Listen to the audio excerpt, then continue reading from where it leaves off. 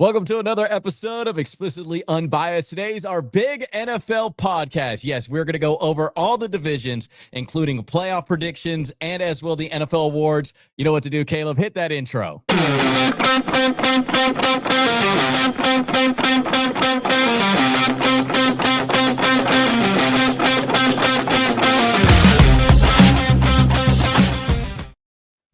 Hello, everybody. As Gerardo said, welcome to Explicitly Unbiased. We are your hosts. I'm Kaleb and Gerardo. That is Gerardo Sporret.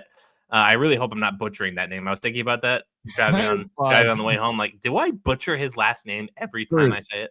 Sparroot. Yes. I was saying Sproet. I thought the et sounded, a lot more explicit. No. On it. But yeah, Gerardo, how you doing? How's it been a week? It's been amazing. Big shout out to all of y'all for subscribing to our YouTube channel, for liking our page on Facebook, and also following us on Instagram, TikTok, and over. Thank y'all so much for the continual support. We're going to be having a wonderful time doing this all year round with this podcast. But today's our big NFL predictions podcast. Yes, we are going division by division, so it's hard for us to kind of color outside the lines.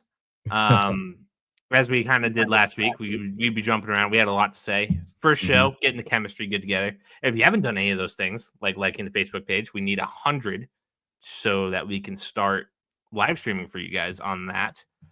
So start inviting your grandma, your cat, your goddamn great aunt you've seen like twice in your lifetime, but somehow posts like her life story, like play by play. Like, get on Tammy to like it. It don't matter. They will enjoy this podcast. And if you have all your burner accounts, use them too.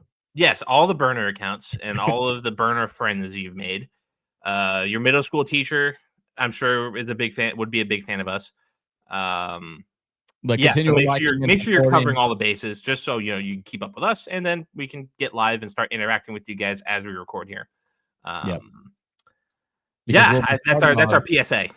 Oh, yeah, because we'll be starting our first live stream next Sunday because we got a lot of college football games playing, including some on Sunday. And then, obviously, we're going to go over some of more stuff that are happening throughout the week because the first slate of Saturday games would have already concluded, and then we'll probably have like a little bit of a watch-along for those Sunday games, and then also the NFL games. So the more likes, the more subscribers really tremendously helps us out a lot. Yeah, we want to be able to interact with you guys, certainly, and you guys getting that page up to 100 is gonna help us a great deal. So cover all the bases. I think that's about all the housekeeping we have. So before we get into the predictions, all the graphics and beautiful things that we have prepared for you, we gotta do a little bit of housework as far as what's been going on this week, all the rapid fire, quick news, Ian Rappaport tweet, the banner notification. 100%. We'll run right down the list here, word for word. The 49ers, kick it off with them. They obviously have a pretty shaky running back room for sure. You got Christian McCaffrey coming back for the PCL injury. Jordan James, 6th-round rookie, and Isaac Correndo missed a lot of preseason time due to injuries. So they go ahead and they ship a 6th-round pick to the Washington Commanders for power back Brian Robinson Jr., a.k.a. NFL's 50 Cent. I believe he walked out in his first game to many men, which is like the coolest thing ever. Sure did. The 49ers go get him, and Kyle Shanahan made no mistakes about it. He is coming to be the running back to Christian McCaffrey, help out this offense with its depth problems, which seem to curse them in their bad years. Gerardo, what's your immediate reaction to that? So the Commanders made a statement of like the reason why they traded him away, because he was a little bit of a pivotal piece out there in Washington. He is a good player. He have proven, but the thing is they said that they were able to move on from him because of injury concerns, which is ironic because he's going to a team that suffered the most injuries, I believe, last year. And the biggest reason. Yeah. So the Detroit Lions I think they had like 31 people on that injured list at one point. Oh yeah, you're absolutely right. But it's funny because like Detroit didn't seem like they suffered from it necessarily, other than like Aiden Hutchinson. But I think the 49ers probably are the ones who suffered the most because of their injuries.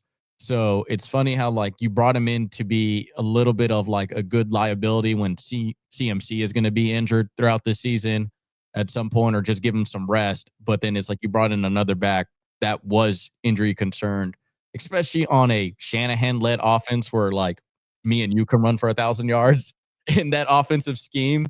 But it's a 6th-round pick. Like, why not? Brian Robinson's a legitimately good player. He's a legitimate, like, could be over 1,000-yard back in his career. So it's a good, I think it's a good move for both teams. I mean, getting a 6th-round pick for him for Washington, like that's just it is what it is. Yeah, you get something for a guy you were probably going to let go anyway. 100%. He was probably not seeing his second contract in Washington. Yeah, so now that I'm just like thinking about it, that Commanders depth chart, like they have Austin Eckler as their running back for now, and the rest of the backfield is not great. Ja'Cory, Krosky, Merritt, Jeremy McNichols, and Chris Rodriguez Jr. Yeah, that's what I'm saying. Like you just essentially it's a relatively upgrade for Brian Robinson because like the scheme is going to fit him probably a whole lot more going to the 49ers. He's going to get touches because CMC is just going to get hurt. Yeah, you want to limit the wear and tear on that guy. 100%. But I think on the Washington side of things, like, I mean, unless their medical staff is convinced, like, hey, this dude has just been a liability, like, he's not seeing a second contract with us. Like, let's just get something for him. And the going rate for a running back in this market, like, yeah, 6th-round pick is probably running back, not like Chris McCaffrey when he got traded, who was at the top of his game and got like a 2nd-round pick. Exactly. So at the end of the day, it's a clear indication probably that the Commanders were like, he wasn't going to see a second contract with them. So I'm not too upset about it. And they're probably just really convinced with the players that they have coming in to back up Austin Eckler. Yeah. As far as the kind of bio on these guys, Austin Eckler, obviously a well-known name, on the wrong side of 30, I believe. Just kind of, he's been digressing like, ever the since end is coming. Yeah. Ja'Cory Krosky Merritt is a 7th-round pick from this year, out of the University of Arizona. Jeremy McNichols has been around the league for a little while. He's 29 years old, coming from, what is he from? Baltimore? Nope. Denver. That name sounds familiar too, but nope, stats. That's what I want. Yep, he was started in San Francisco, believe it or not, in 2017, and then went back in 2023. He was with the team last year, so never mind. Denver wasn't even. I'm thinking of somebody else. Oh, McLaughlin. That's who I was thinking. Yep. And then Chris Rodriguez Jr., a 6th-round pick from 2023, has been with the Commanders. So not a lot of high-value names out there aside from Eckler, who, again, old, injured. We'll see what happens with that run game. And especially, it's like I said, he was more of the primarily power back, obviously, with that scheme. But it just seems like they're just going to go with all in on Jadon Daniels and being the second running back on that team, essentially.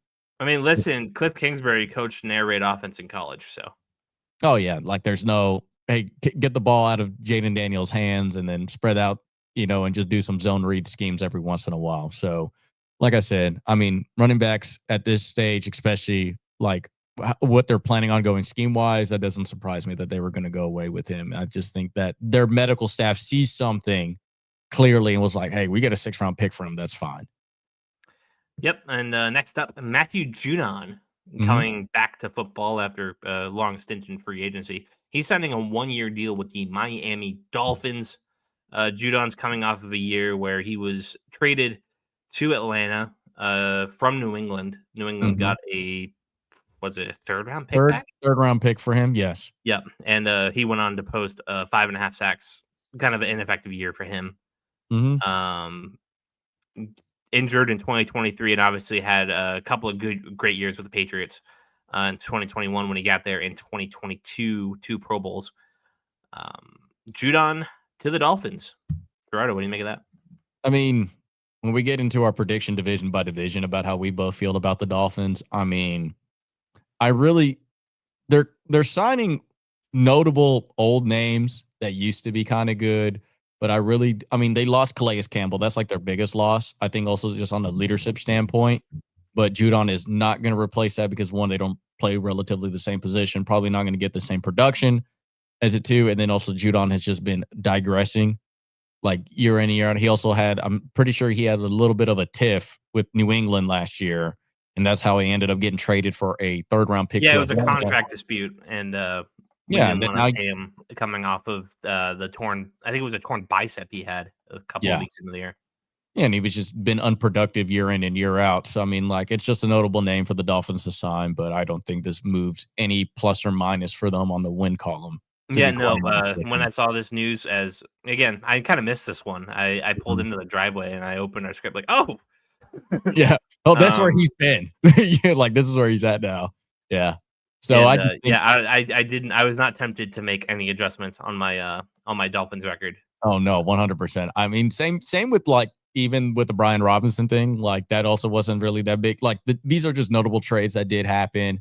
Brian Robinson, maybe on a fantasy perspective, probably a little bit like, oh, he's going to the back, like he's going to get touches in San Francisco and has a little bit better blocking scheme for him. But Judon doesn't move the needle for anything. It's just those are the notable trades that happen There's throughout another the body week. on that Mhm. team. Which 100%. again, the Dolphins are a team that struggles with injuries as well. So another body can't hurt. Right. All right, this is kind of a big one that's kind of gone up and down over the course of this offseason. Micah Parsons, in a very public, very, I don't want to say violent, but it's a very intense contract dispute with the Dallas Cowboys. Micah Parsons is one of the best defensive players in the league, looking to be Mhm. paid like it. The Cowboys not exactly interested in doing that. What do you make? What's the deal with here, Gerardo? So from one, he posted a big old Twitter post of like 3 pages of notes of him saying like how he feels this is my last time in Breakup note. Dallas. Yeah. Essentially the breakup text that he sent to everybody and whatnot. And then Jerry comes out, it's a whole soap opera. He loves making the Cowboys a soap opera. Business wise, I can't hate on the man. But Did you watch the documentary that they put together? I have done about, I think, 2 episodes. I'm about 2.5 episodes in, two and a I half. haven't And started it yet. I mean, the thing is that, which it's true, he just makes it a soap opera, makes it unbelievably a profitable business. And he's absolutely correct. The thing is, though, I think we have never seen under Jerry Jones it get this bad with a player. I mean, at the end of the day, like he does do the soap opera thing because at the end of the day, it was funny because the Cowboy players can never be mad at him because he always overpays. He will always overpay, and it will go down to the last wire because it's always on the bottom of the ticker, and everybody will always talk about it. This one, on the other hand, though, I think both publicly stating like, "Oh, it's just not happening," and we have come down to like 3 different scenarios, 3 different major scenarios. I think at this point, one, Micah Parsons gets traded this year. 2, Micah Parsons gets traded at the end of this year, or I think it's just his contract's up. Like he's just going to be a free agent and walk, or they franchise tag him and then trade him. And the last one would be they just signed a deal. And this has been a big to do for no reason. Yeah, Micah Parsons, this is his 5th-year option he's playing on right now. Yeah. And supposedly it's either trade him this year or at the end of this year, they franchise tag him and then trade him, or they just somehow negotiate a deal, like come hell or high water. Now, remember, Chris Jones sat out when he had his big contract dispute with Kansas City. Couple weeks. Yeah, sat in that box. Remember, he was in the press box with the owners, and it was awkward that he was just sitting there the whole time. Like, and he got his deal done.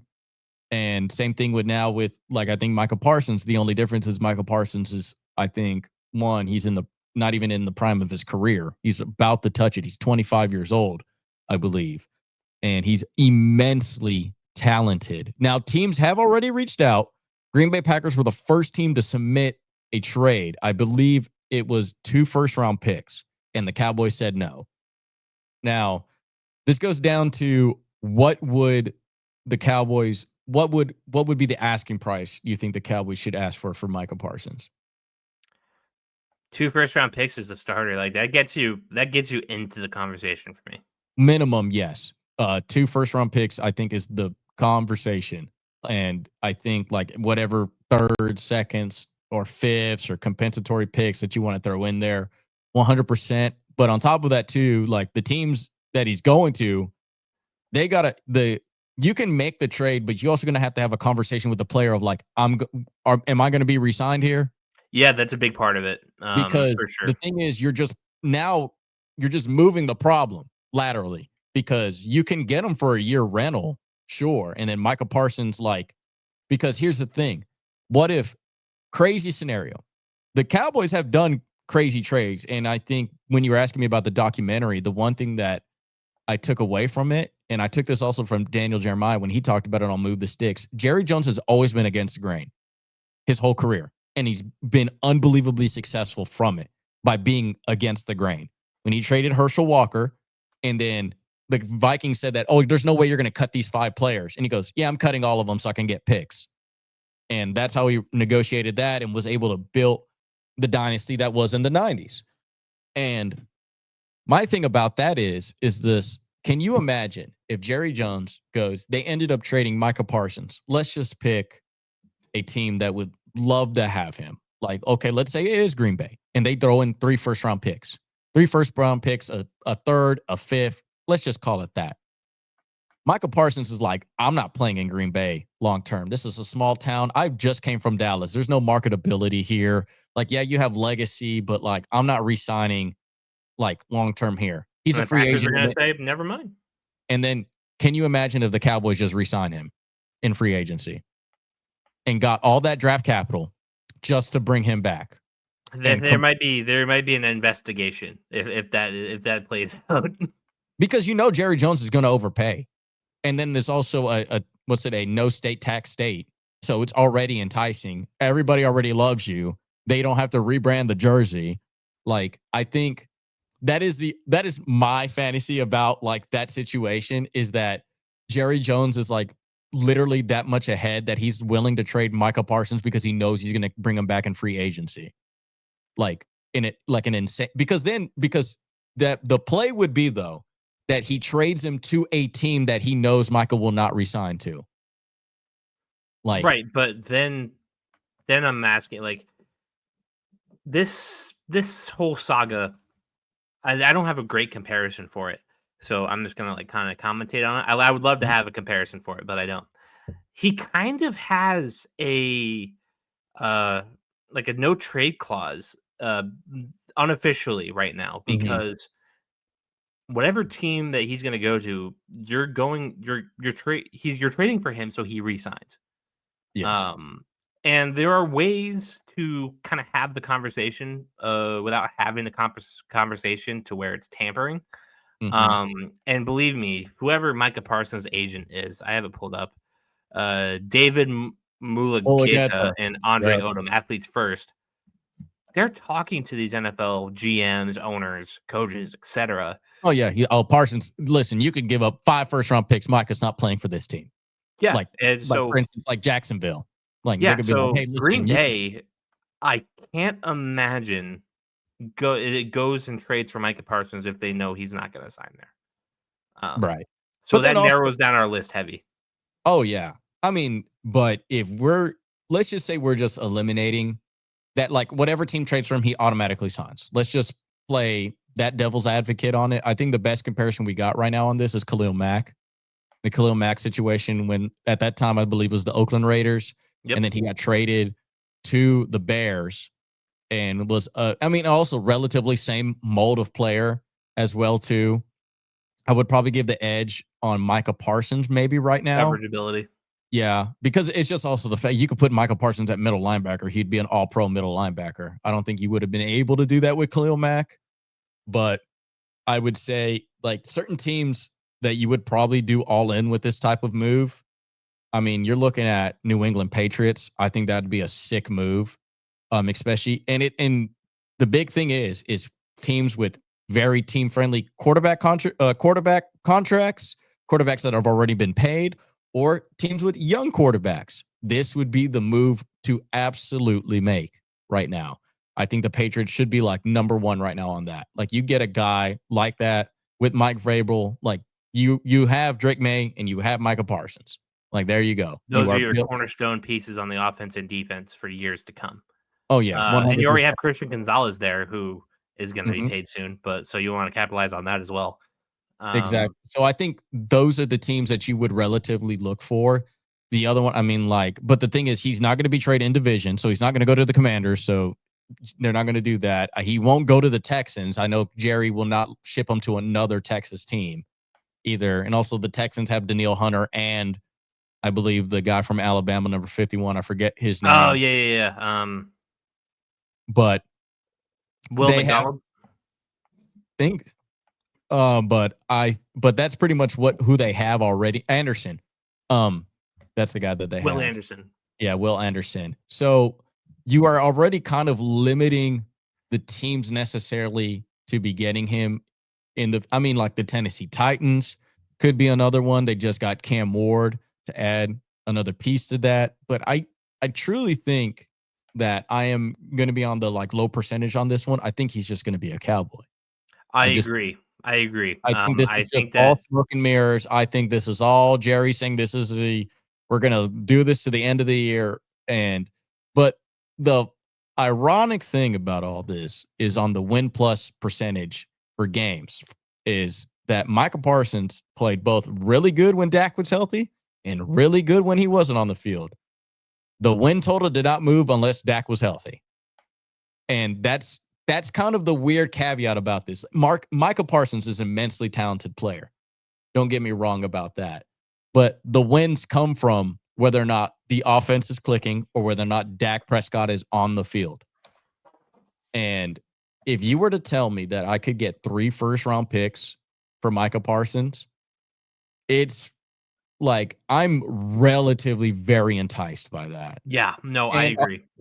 and on top of the fact that like, sure, you can have all those conversations behind closed doors that he's going to negotiate with that team. I fully believe if Micah Parsons get traded, he is going to play the free agency game because he's going to have great production and he is not going to do an in-house discount to whatever team he gets traded to. Let's say he goes to the Packers. He's not going to be like, "Oh, I'll sign for y'all later because y'all traded for me." No, Micah's going to play the numbers, and in the free agency market, he is going to go to the highest bidder.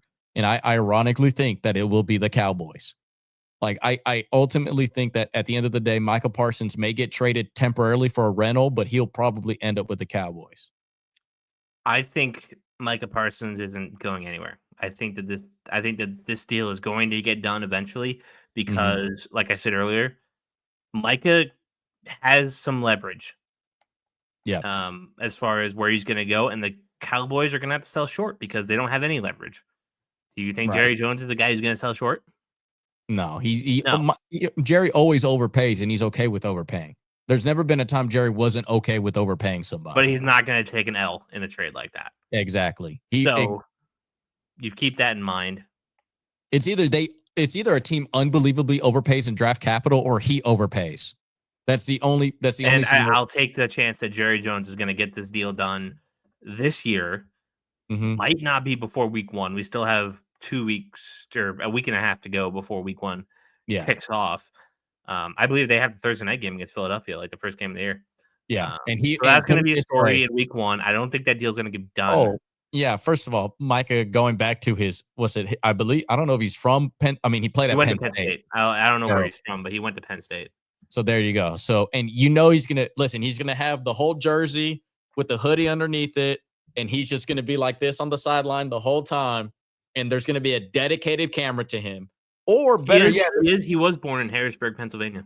yeah, but the funny part is what? He's not going to play for the Steelers, and he's not going to definitely they won't trade him to the Eagles. Okay, let David Gettleman and the Giants do that dumb thing. The Jerry Jones will never do that. You mean Joe Schoen with the Giants? Exactly. It all Gettleman is a name of the past that's going to give Giants fans whatever listeners we have of that sect PTSD. But I mean, at the end of the day, the Giants are okay with trading to the Eagles. Or just like letting that happen.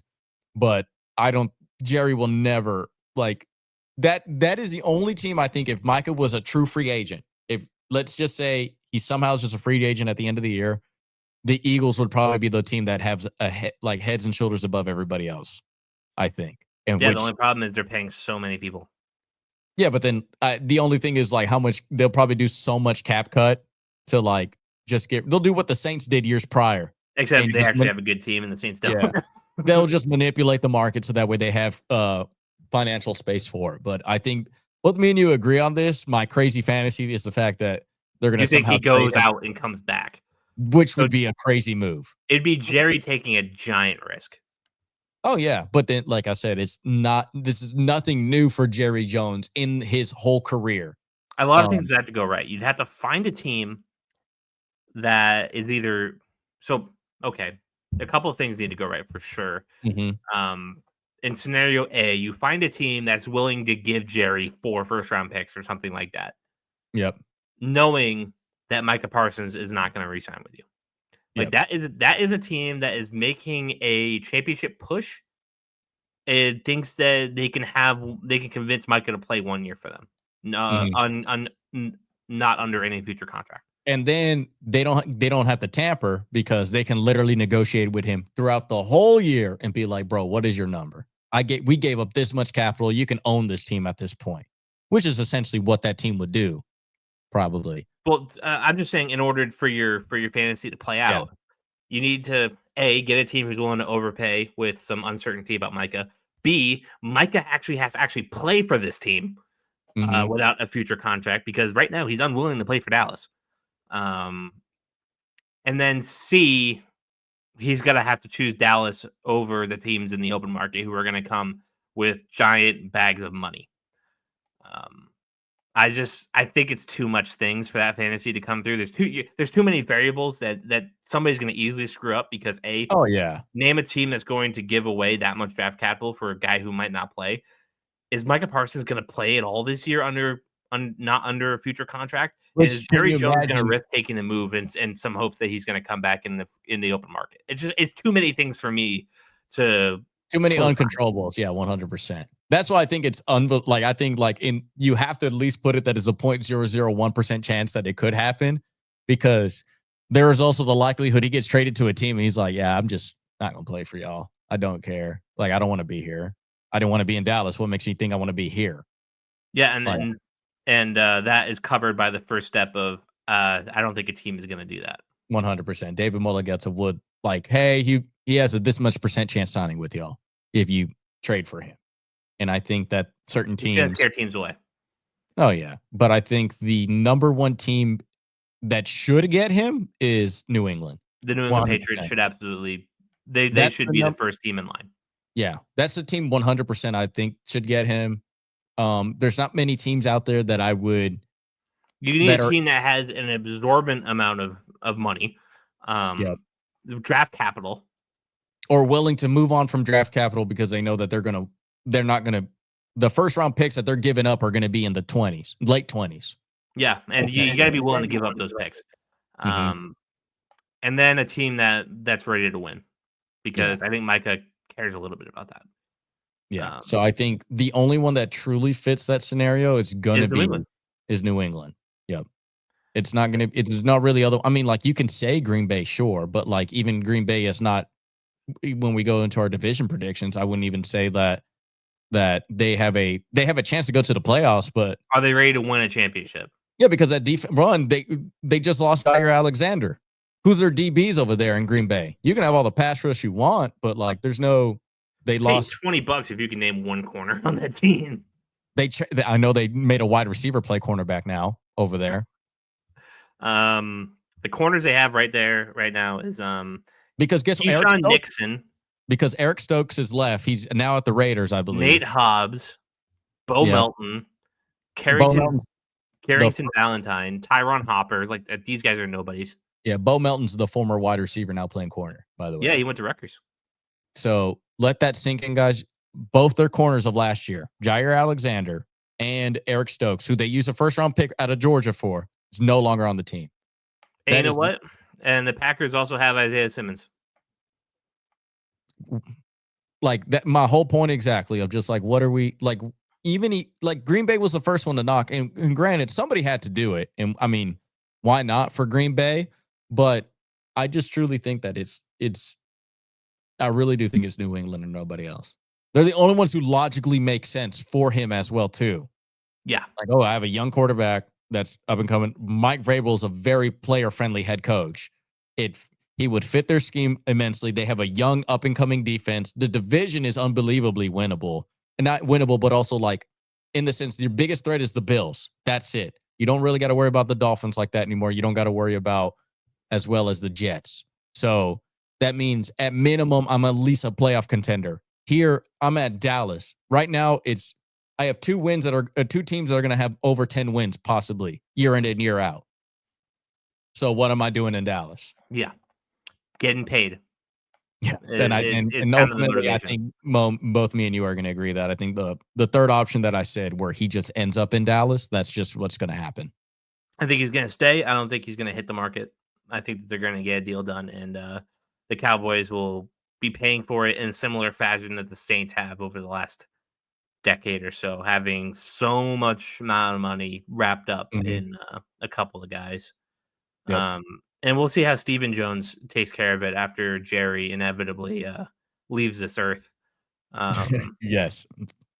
And But see if that kind of if that franchise kind of comes back to earth a little bit. But right right. now it's Jerry's show, and I think this is all kind of part of it. I think the deal's going to get done Oh, yeah. 100%.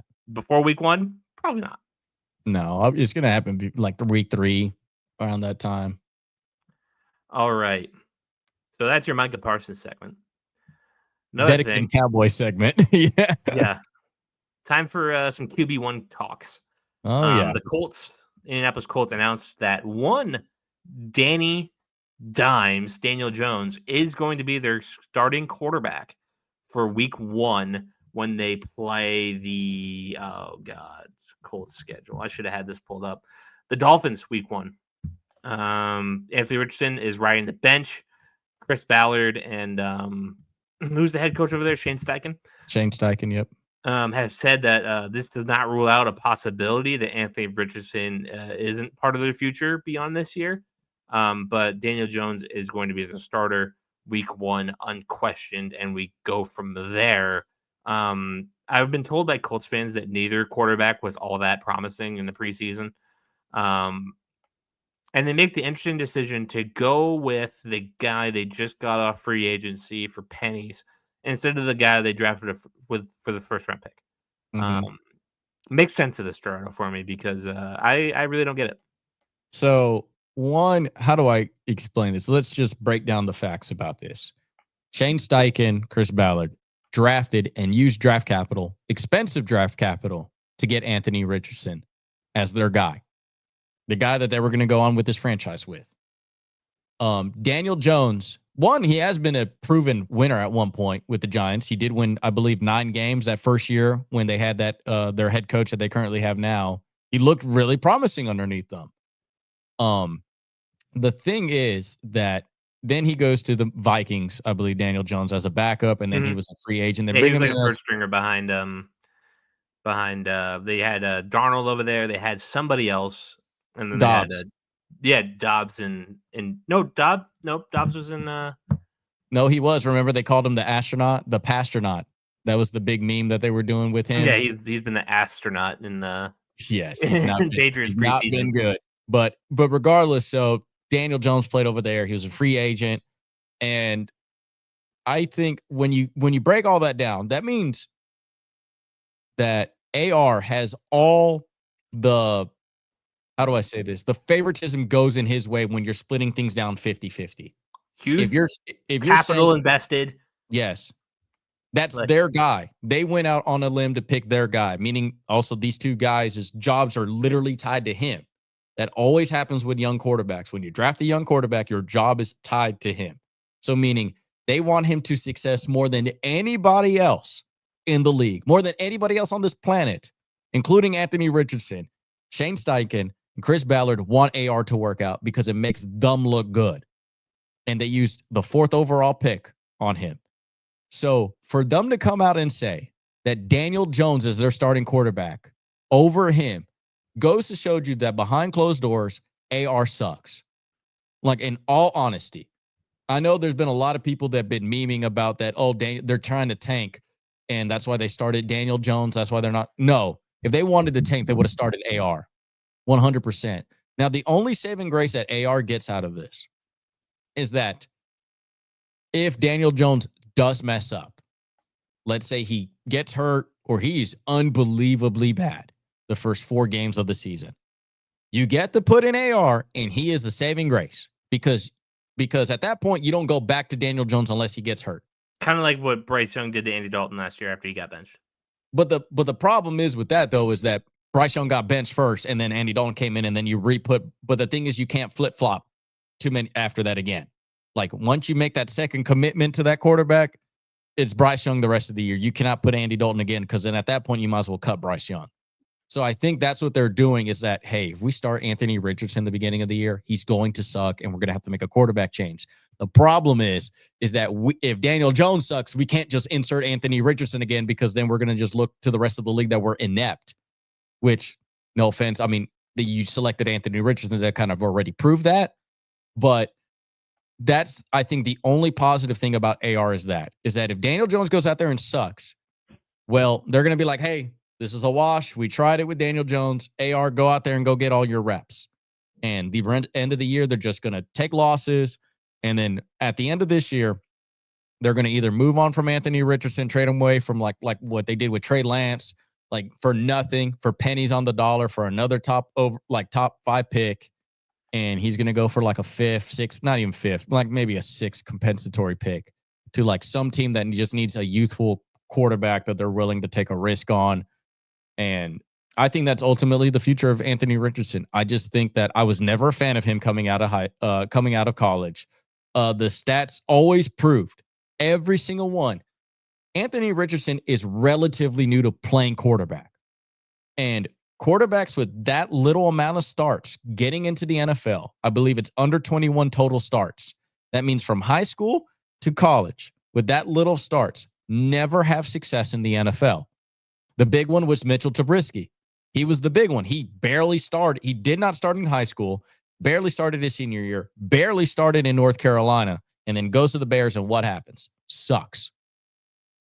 And with Anthony Richardson, it's the same thing. Then on top of that, he's injury prone, and he has really bad stamina and has no endurance because he literally tapped out. And then the worst part about it is because I rewatched the Pat McAfee take on that, and it's one thing to tap out and to do that in it to happen. And let's just say it was just like a mess up, which you could have wrote it off, right? Or he could have said like, hey, my ankle was really messed up. The fact is that following press conference, what did Anthony Richardson do? He told the truth. What did he say? I was tired and I tapped out. What? Are you kidding me? Like his whole team, like, one, you think offensive linemen are going to want to block for a dude who's going to tap out on them because he's tired? No. Like, that also goes into the chemistry of the team. They know that they have a bona fide quitter, literally, on their team being the most important position in all of sports. The one that they wasted the number 4 overall pick on is this bona fide quitter. So why in the world would you start him at quarterback unless you want to lose games? So I ultimately think this is done. Anthony Richardson is done for. He is not a starting quarterback anymore in the NFL. And he's just another Mitchell Trubisky. It's just another Trey Lance. It's another, and I keep saying this every single time. Potential gets you fired in the NFL. And yes, he can throw a ball 1 million miles an hour. Remember, Joe Milton, and he went for a 6th-round pick. Exactly. That's fine by me. Are you willing to take a risk on a project? Sure. That is fine by me because these 6th rounders, boo-hoo. Like even 5th rounders get cut every once in a while.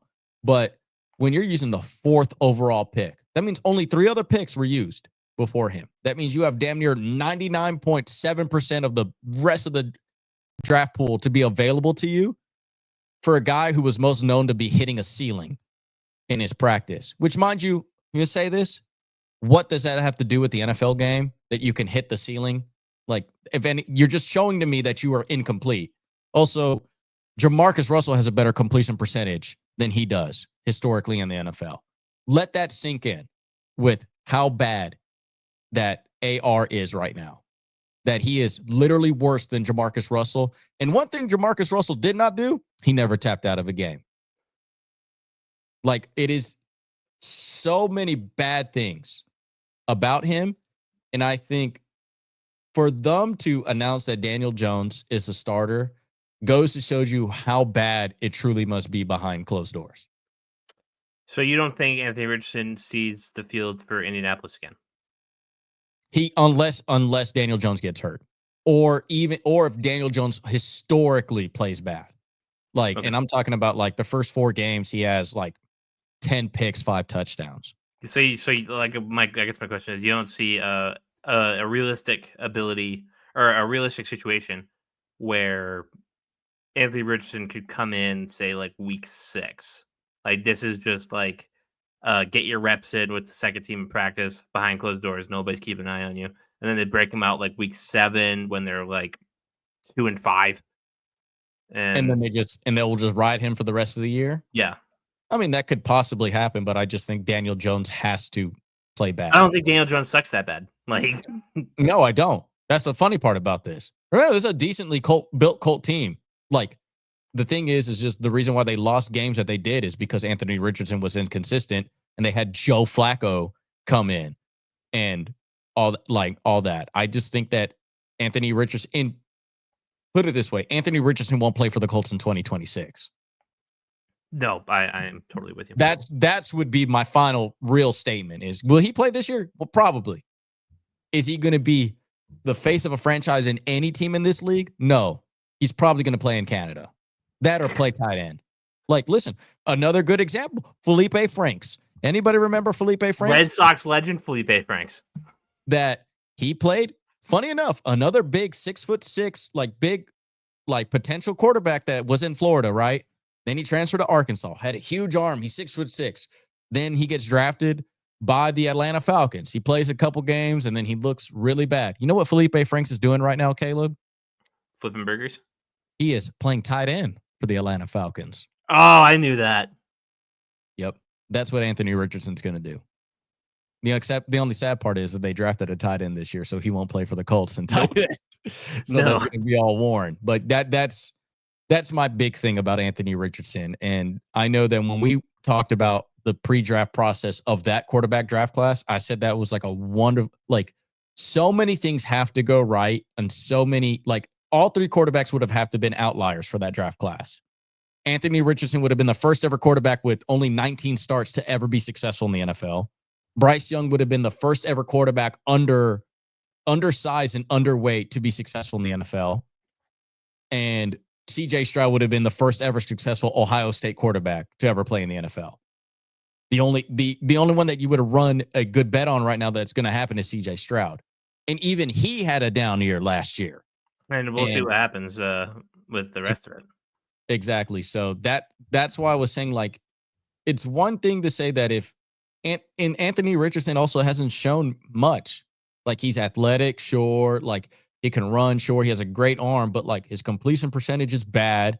They have weapons too. That's the thing. It isn't you're not walking around out there with the Panthers weapons, wide receivers. It's oh my God, they have nobody to throw to. No, they actually have Michael Pittman.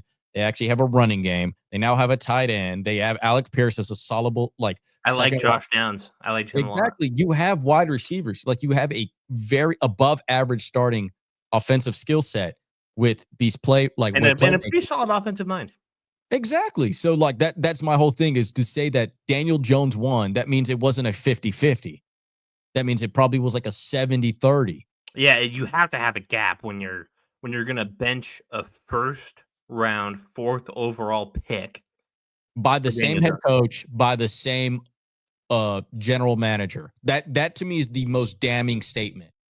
The people who have your back the most didn't pick you. So then that's my 2 cents on Anthony Richardson. Now we're hoping for your 2 cents on Joe Flacco, aforementioned Joe Flacco. We just talked about him last year was it last year with the Colts? It was, yep. Oh, it's all starting to blend together, man. Yeah, Joe Flacco, I think this is his second stint in Cleveland now? Ooh, oh, that sounds familiar. Stand by. He's played for the Jets. He has played for the Broncos, played for the Ravens. He's played for the Colts. This is his second stint with Cleveland. He spent 2023 with them. Yep. Because one comeback player of the year. Oh yeah, it was that crazy. Yeah, that was him sleeping like this on the sideline. Crazy playoff run they had. Yeah, exactly. Now, here's the thing. God bless Joe Flacco. That out of him and Matt Ryan, that he's the one that's still standing between the two of them in the NFL. This Cleveland Browns team, like the thing is, like at the quarterback situation, right? Like it's him, Dylan Gabriel, Shador. Is it Shador Sanders? Yeah, Shador Sanders. And Kenny Pickett. Hey, respect Tyler Huntley, who just got cut today. Well, there you go. And that's 4 quarterbacks. Now, as Stefanski said, this was always the plan. I'm to sure. keep 4 quarterbacks. See, the thing is that based on what you saw from Sanders and Dylan Gabriel, they did have notable, decent to good games, great games. But they're both projects.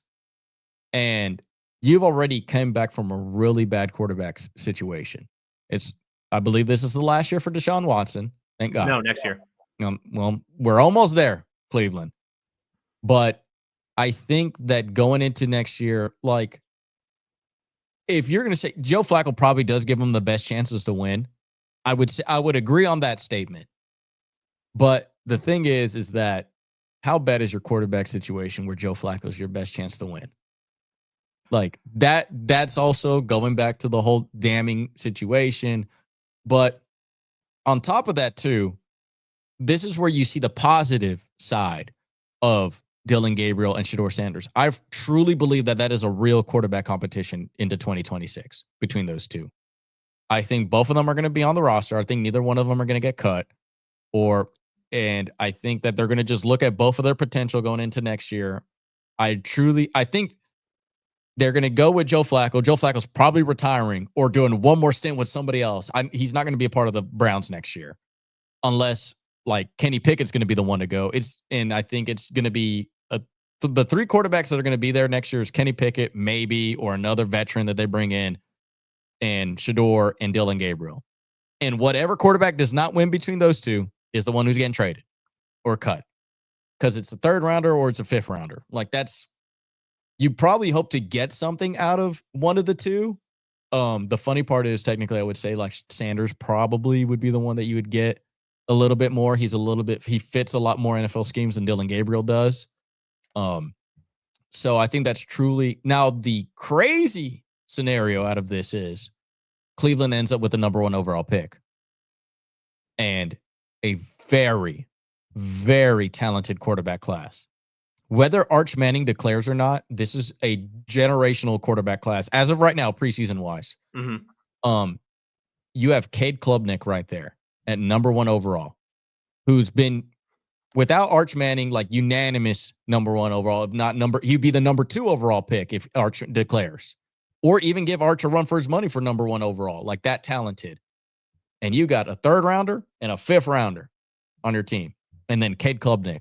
What are you going to do? Yeah, you're gonna cut bait with the other 2. Exactly. So I think that is the crazy scenario that's going to end up happening. I mean, but at the end of the day, it's kind of like, how do you want to lose this year? You want to lose because Joe Flacco's at quarterback, or do you want to lose because there's a rookie at quarterback? Well, better look is Joe Flacco. Yeah, exactly. Kevin Stefanski is going to save his own ass by putting in Joe Flacco, because if he rolls out a rookie out there, the owner and GM are going to look at him as like, you really put your trust on a 5'11" left-handed guy, like, or you put your trust into Sanders, really?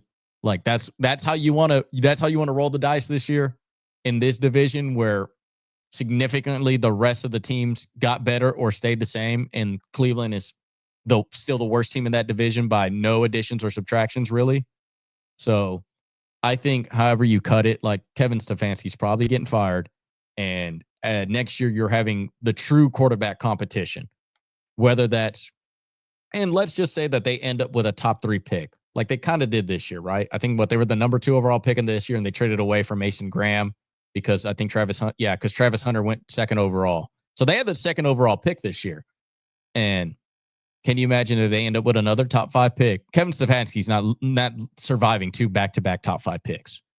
There's no way. That's way too much leeway. And they're going to come in with a new regime. And guess what that means for those two rookie quarterbacks this year? They probably ain't going to. They're going to be like, bro, I didn't draft you. Like, I don't want you. Bye. I'll probably keep Dylan Gabriel because he's a third rounder. But at the end of the day, I think, unfortunately, I don't even know if they even see the field this year. Like, I would really think Joe Flacco would have to get unbelievably hurt. And then Kenny Pickett's going to come in because they're going to roll with him because he's a veteran. And Kevin Stefanski's going to do whatever he can to win games to keep his job. If Kevin Stefanski stays with the Browns, then it's a true quarterback competition next year with this squad. Mm-hmm. If he doesn't, which I kind of believe in, then it's Cade Klubnik or Arch Manning's team. And these guys are just, well, good luck being somewhere else because it ain't going to be here. Yeah. All right. Those are your recaps on the quarterback battles around the league. I believe that's it for kind of like the housekeeping we got here for. Yep, it was kind of led kind of by the quarterback decisions that were being made with AR and Daniel Jones and the Browns, and then obviously the Parsons situation and stuff like that. But right now we are going to go into our lovely predictions. Yeah, this is kind of like the meat and potatoes of the segment. So congrats, you survived the first hour. Right. Hopefully we can get through this unscathed, doing all right. We have beautiful graphics for you. We're going to go division by division. I'll let Gerardo go with his first, and then I'll come back with mine. We're going to kind of rotate. We're going to do AFC East, Gerardo's, mine, go down NFC East, there and there. And then we'll compare after the fact. Yeah. So, Gerardo, I'm going to start with you. Why don't you tell these fine people what you got going on in your AFC East, courtesy of the graphics that I made. Courtesy of our graphics department. Thank you, Caleb, for doing all this. Big notable ones on here. The biggest head scratcher that I had, I really love Denver this year. I really do, which is ironic because last week we talked about like how hard. Hey, I said start with the AFC East. What are you doing here? My bad. You're bouncing off the walls. Go left to right. So first one, Bills. I think that it's just their division to lose. They're talented. They signed all their players. They're going to do really well this year. Patriots, I think, are going to be a really sneakily good team. Mike Vrabel's a wonderful head coach. Drake May has showed a lot of promise. That defense is really talented, actually. I really believe in that. Getting Stephon Diggs as well to help out, and as well as that rookie running back that they got out of Ohio State. I really do believe in that. Jets are the Jets. Like, you got the new quarterback that essentially they swapped quarterbacks with the Pittsburgh Steelers with Justin Fields. I really, truly I think Justin Fields, the unfortunate thing from him is he's just going to team. He's an immensely talented guy. I just think he's going team to team that he's just not going to look good in. And I really think the Dolphins are going to implode this year. I think from all reports out of all those camps, Tyreek Hill, I think nobody respects their head coach neither. Like, I think that Mike McDaniel's all but said he has lost control of that locker room. Yeah, bye. That means, guess what? It's a player-run team right now at this point. And guess what? The players are going to, like, what does that mean? That means Tyreek Hill's going to be like, throw me the ball every play. That's what he's going to say to Tua. And then there's going to be bad chemistry, and then it's all not going to work out. The team's going to blow up by the end of the year. They're one of the, I think, chemistry-wise, they have talent on their team, sure, but I think if you have no culture and you have no respect for a head coach, like, that's just doomed to fail. And that's why I think they're the worst team there. AFC North-wise, I think... Hey. Somebody's not listening to directions here, Gerardo. I said back and forth. Oh, my bad. Alrighty, so NFC on my freaking toes here. My bad. You're good. My AFC East, very similar to yours. Very similar to yours. AFC East is run by Buffalo. 15-2, no doubt about it. MVP Josh Allen. They've upgraded the receiver department with my guy Josh Palmer. Khalil Shakir is still very good. Addition by subtraction with Mac Hollins. Keon Coleman is going to get a little more action this year. I think James Cook back. Big old deal for him. This defense is still really good. They lost Von Miller, but who cares? He's like 97.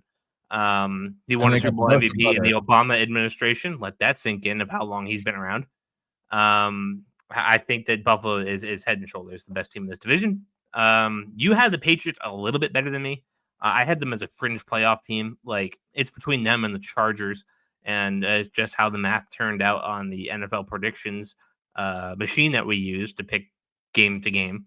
We had the Patriots making the playoffs 10-7. I think that's a reasonable expectation. I think 12 is a little optimistic for them for sure. I think they're still going to have growing pains. Like if they traded for Micah Parsons, as we alluded to earlier, 12 wins is much more achievable, I think. But 10-7, I feel a little more comfortable with that. I think their floor is like 8-9. They're gonna double their wins. It's just a matter of how much further can they get. I don't think this is a Commander situation like last year where they just like ripped however many wins they did, go to the NFC Championship game. I don't think they're that good, but the Patriots are gonna be competitive. They're gonna win more games than they lose. 10-7. Jets 7-10. It felt kind of high on paper, but they're gonna have the first year coach bump. Justin Fields played fine for the Steelers. Am I scared of him if I'm an opponent? No. They just got a lot. This is a Jets team that just jetses it up. Like they're gonna be perfectly mediocre some days, and they're gonna be absolutely terrible others. They need to find some direction. Hopefully, Aaron Glenn for them is that direction. But 7-10, I just kind of feel like that's where it is. And the Miami Dolphins, we have very similar opinions on them. I think they're an implosion waiting to happen. The implosion is already happening. Tyreek Hill and Tua Tagovailoa have already like kind of made snide comments to each other in the media. Tua basically saying like, yeah, well, Tyreek just can't come in here and say, oh, it's all good. Like he needs to build that trust again. And I'm sure that Tyreek is taking that super well because Tyreek Hill has never, ever reacted to mean things about him. 100%. Yeah, he's never acted out of turn or out of pocket about anything ever. So yeah, that Dolphins team, it's going to be rough shape for them. I think they're going to be competing for that first overall pick. There's only one team that's worse than them. I have.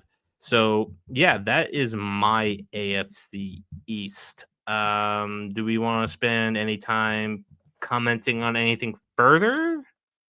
Not really. I think I always like to say that my wins and losses are like a 2+ caveat. I think I'm a little bit more on the optimistic side. Like this is the best. Like for me, the Patriots, the best thing they can do is go 12-5. Like I don't think that they're going to do they're not going to win that division this year unless something drastically happens to the Bills. Like if Josh Allen gets hurt or something like that. Also notable addition, they did get a Bosa brother for the Bills, so they replaced Von Miller. That's a relative upgrade for them. Mm-hmm. A little more tread on that tire. Yeah, but like same thing with the Dolphins. Like I just think that that's going to be the NFL's biggest shit show right there. I think, and also losing Calais Campbell, their true leader. Like if they have who is the leader on the Dolphins team right now, player wise? Tua. Okay, a guy who's been in more concussion protocols than anything else. Like that, it gets also, and it's not like Tua's a natural. He's in the sense of like Marcus Mariota, like a very quiet leader. Mm-hmm. Like it isn't a true definition of that. Like he isn't like a rah-rah kind of guy. But I just think that the Dolphins are just not a good look, which is it's going to be a little bit weird predicament because Tua is a talented quarterback, and if they do get the first overall pick, like what are they going to do? But I just think also Mike McDaniel is just not going to be there. No, I agree. So you had them one win worse than me. Yeah, I think that's probably the worst they could do is 2-15. Yeah, is that one right there. All right, let's go to your NFC East. The NFC East, I have Eagles. They're just going to dominate. Like they're showing no like slowing down at all. Like that team's unbelievably talented. They're getting better and better each and every year. It seems they're drafting the right guys. Washington, I a little bit more optimistic on them too, but I wouldn't be surprised if they go down to like a 10-win team because people finding out Jayden Daniels out of his rookie season now that they have tape on him. We still don't have a Terry McLaurin contract signed yet. So that's still a little bit pushing it too, like whether or not he's going to be available because that is Jaden's go-to guy. And they are immensely talented on offense with him there. The Giants, I'm very optimistic on this one. They have a very rough first 4 games. I think they're going to maybe start off 0-4, but I think that they have a lot of good pieces there. I think also Jackson Dart has looked unbelievably talented in preseason. Neighbors is a really good player too. I just think that offense is going to look very explosive. And I think that 6 wins is going to be like a high watermark for them, but I wouldn't be surprised if they only win like 4 as well. And the Cowboys, well, no Micah Parsons, not a really good head coach hire as well too. Like they played it unbelievably safe with that, and which is actually dangerous. yes. Then you had a very bad year from CD Lamb last year. You have essentially no relative running game as well too, and you're just getting an older Dak who's been hurt more oftentimes than not now. It's going to be a very bad year for them. Now, Mike McCarthy has been on record to say that this is a really good team after his stint there, but I don't know. The Eagles are clearly going to probably only split a game between Washington and beat everybody else. I think Washington also is just they're only going to lose to the Eagles, but I think the division it's just going to be them too. I don't see the Cowboys maybe getting 8 wins. No, like that's a high water mark for them too this year. I think would be 8 wins. And the Giants, I think they could also be the worst team in that. I think they could also end up like 4-13, and 6-11 would be a little bit more of the high water mark for them. Okay. Yeah. As far as my NFC East, not terribly dissimilar. The Eagles 13-4 just kind of feels right. Super Bowl champions, didn't lose anything. Only continuing to stay strong, get better, make additions. Howie Roseman, hats off to you. You are the best GM in the NFL. I think teams would be happy to give up like 4 first-round picks for you. I have the Commanders taking a step back, 11-6, still going to make the playoffs. Again, I'm really unsure about that backfield. Post Brian Robinson, Austin Eckler, tread off the tires. Jerry McNichols, I don't even remember the other guy's name, Fawcett. And then Chris Rodriguez Jr. Like, I'm a little concerned about that run game. I feel like Cliff Kingsbury is going to have to dial up his Texas Tech offense to handle that. The Giants 5-12, not terribly similar to you. They had them at 6-11. A lot of the same feelings I have about you. I think they're going to be they're going to be a solid 5-12. Like, you're going to feel by the end of last season that they're building something. And there's going to be a real difficult conversation about Brian Dable and Joe Schoen. I also think like they're probably going to be the team with a lot of one loss, like a 1-score game losses. Yeah, that's also my thing with them too. I think it's weird to say it's going to be a pretty 5-12 team. Like it's like, oh, they lost 3 games by only 3 points or 6 points. Yeah, like it's going to be a team that's building something. And the Cowboys 4-13. Like, what is the guy's name? Schottenheimer? Yep. Like, Jerry, you should have just kept Mike McCarthy if that was what you're going to do. Yeah, you're just getting less experience. You also lose Kellen Moore, right? Because Kellen Moore was there. Kellen Moore was not there. He he was with the Eagles as the OC, and then he got the job as the Saints head coach. But I mean, like, it's essentially just new regime, but then it's just like a boring hire, and then on top of that, you had a bad production out of CD last year. Yeah, you had a George Pickens and stuff like that on the offseason, but at the same time, Steelers receivers do notably well on their second team. Yeah, exactly. And funny enough, they either end up back on the Steelers or just like getting cut straight up. So, yeah, not a fan of the bottom 2 teams, but those top 2 teams should be very, very solid. Mm. All right. Anything stand out to you between us? I mean, not much really. How long do you think of a leash that you got on what's his name? Russell Wilson in New York? It's tight. Like he's choking to death. Like, how many bad games are you willing to deal with him? I like Jackson Dart a lot in the I'm not throwing Jameis Winston in there. It's Russell Wilson or it's Jackson Dart. Jameis Winston is just kind of the glue guy in that locker room. He's the number. It's put it this way: Jameis is automatically QB2, no matter who's a starter. It just like Jackson Dart would be, I'd say like QB3, but if Russell Wilson goes down, then Jackson Dart's the starter. Yeah. Jameis Winston is the backup in name only. So I give it 2.5 games, 2.5 to 3 games if bad Russell Wilson play. I think you get out of that that 4-week stretch at the beginning of the year, then you put him in. Oh yeah, like I think no matter what, I think they may not win a single game the first 4 games, and think that Russell Wilson's not going to look good in at least 2 of those. Yeah. So I would expect like week 5. And the Cowboys, like you're just kind of hoping for the end. Like, yeah, it's a good restart year for them, especially with your division being, especially those top 2 teams up there. Like, godly, like that seems to be the crazy part for the Cowboys. It's just like it's either at best you're mediocre, or at worst you might as well be the worst team in the division. And I would rather be the worst team in the division and just hit a complete reset. This has been a really bad offseason for them. Yeah. All right, let's go to your AFC North. I'm going to be off screen for a second. I'll let you take the wheels. I will be back. I will return and take this shit back. But Gerardo, you are in the steering wheel for the next couple of minutes. Gotcha. So on the AFC North side of things, I have the Baltimore Ravens going number 1, topping it off. I mean, you have Lamar Jackson, an MVP, former MVP winner. They won a division last year. The Steelers I got at 11-6. The notable additions, it's been so many, plus they paid so many players as well too. We got Aaron Rodgers there. We got DK Metcalf there. Yes, they lost George Pickens, but like they are looking unbelievably good. TJ Watt got paid as well, but now Cam Hayward is a little bit sitting out because he wants to get paid. They talked about that. They were in a renegotiation process with the Steeler camp, and he's a true leader with that team, but I do believe that they're going to be back. Plus Jalen Ramsey and Darius Slay at corner. Like they are very much in the all-in basket.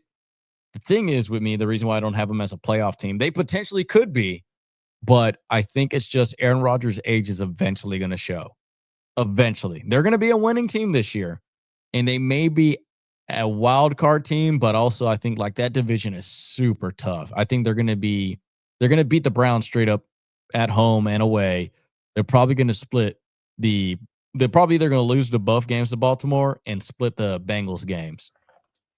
The Bengals I got at 10-6. You have an MVP caliber 10-7. quarterback. Oh, 10-7, yeah. And you have you have an MVP level quarterback with Joe Burrow, and you have an amazing offense. You have probably the best offense in the league. It's just that defense is unbelievably bad. You're going to have to go out there and score 50 points a game just to be in the game. And the whole Trey Hendrickson thing, like that's also insane too. Like whether they're keeping him or not, he came back to camp and then he's not getting paid anyways. Like I don't know what's going on with that. And then the Browns, I think, are the worst team easily. Like there's no sense of direction. You paid Myles Garrett all this money. You don't you have Jerry Jeudy, sure, but you also look who's throwing them the ball. Like every one of their quarterbacks are just like below average quarterbacks. Like Joe Flacco is a starter in this league by default, not because he's a top 32 quarterback in this league. And I think that this team is going to be drafting number 1 overall this year. But my big thing is I think you have 2 quarterbacks in this division are MVP caliber quarterbacks. You also have a completely revamped offense in the Pittsburgh Steelers. And also getting Arthur Smith as their OC, I think is going to be very favorable to Aaron Rodgers, especially to alleviate his arm. He's on the older side. But the thing is, they have I don't know if their offensive line is that good. I think it's pretty mediocre. Yeah. I think if you would say it was the 18th ranked, I would probably agree with that. All right. My AFC North, pretty dissimilar. This is where we're starting to shake things up a little bit. I got the Baltimore Ravens 14-3. They're going to be competing with the Bills, with the Chiefs for that number 1 overall seed. They're just a really strong program. There's not a lot of things they don't do well. And Lamar Jackson chasing another MVP. The Ravens are just really damn good. Really damn good. Up next, the Bengals at 11-6. That defense might be terrible, but Joe Burrow, Jamar Chase, T. Higgins, that Bengals offense is going to be fine. They're going to be really strong again. Joe Burrow is going to be chasing the MVP for himself. The defense is obviously a giant concern. And Trey Hendrickson still hasn't been traded yet. What are we doing? There's a lot of concerns. This team could be 7-10 with a lot of points. That wouldn't shock me, but I just feel like they have to win games at some point. somebody's going to have to step up to the plate, and is going to be a guy that we maybe didn't expect on that defense, stepping up, giving them some sort of life. But I just feel more. I feel more closer to 11-6 than I do 7-10. So, Bengals second place, wild card. The Steelers at 9-8. I don't feel great about them. I think Jalen Ramsey for Minkah Fitzpatrick is not an upgrade by any means. I think Jalen Ramsey's on the back nine for sure. Not expecting too much out of him. The run game should be strong. How much do you really believe in Aaron Rodgers? I thought he was okay last year for the Jets, but a lot of those stats came in garbage time. Not a lot of game-making performances that mattered from him. You got to wonder how much of that is left in the tank. I don't know, just a lot of questions around the Steelers, but they're somehow just going to back it in 9-8 as they always do. And the Browns, I don't think are the worst team in the NFL like you do. I think that they have a lot of players on that team that I like. Myles Garrett, namely David Njoku. I wouldn't say Quinshon Judkins, but he's hitting other things instead of the hole. Yeah, Jared Jeudy. They also have a decent wide receiver, Jerry Jeudy, as well too. Yep. I want to say they have other guys too. Cleveland. Mason was it Mason Smith? Is that the first round pick that they used to go get out of Michigan? Mason Graham. Yep, another guy on that defense I like. Devin Bush, Denzel Ward, Greg Newsome. That defense is going to be fine. JOK is out. Is he out long term? Oh, he's on the pup. He'll be back. Mm-hmm. And then the wide receiver room definitely questions. Jerry Jeudy's your number one. Cedric Tillman, Jamari Thrash, Deontay Johnson. Like it's not a particularly strong receiver group by any means. Offensive line's still fine. The running backs, even if Quinshon is going to be out long term dealing with his legal issues, Jerome Ford is fine. Dylan Sampson is fine. Pierre Strong, I was high on when he was in New England, getting some snaps here and there. I thought he had a legitimate game breaking speed. Just got to develop him as a running back. I think 5-12. I think they're a little closer to 5-12 than they are 1-16. But if you wanted to say you need a quarterback to win 5 games, I'll be with you to some extent. But I think this team's good enough. I think Flacco is fine.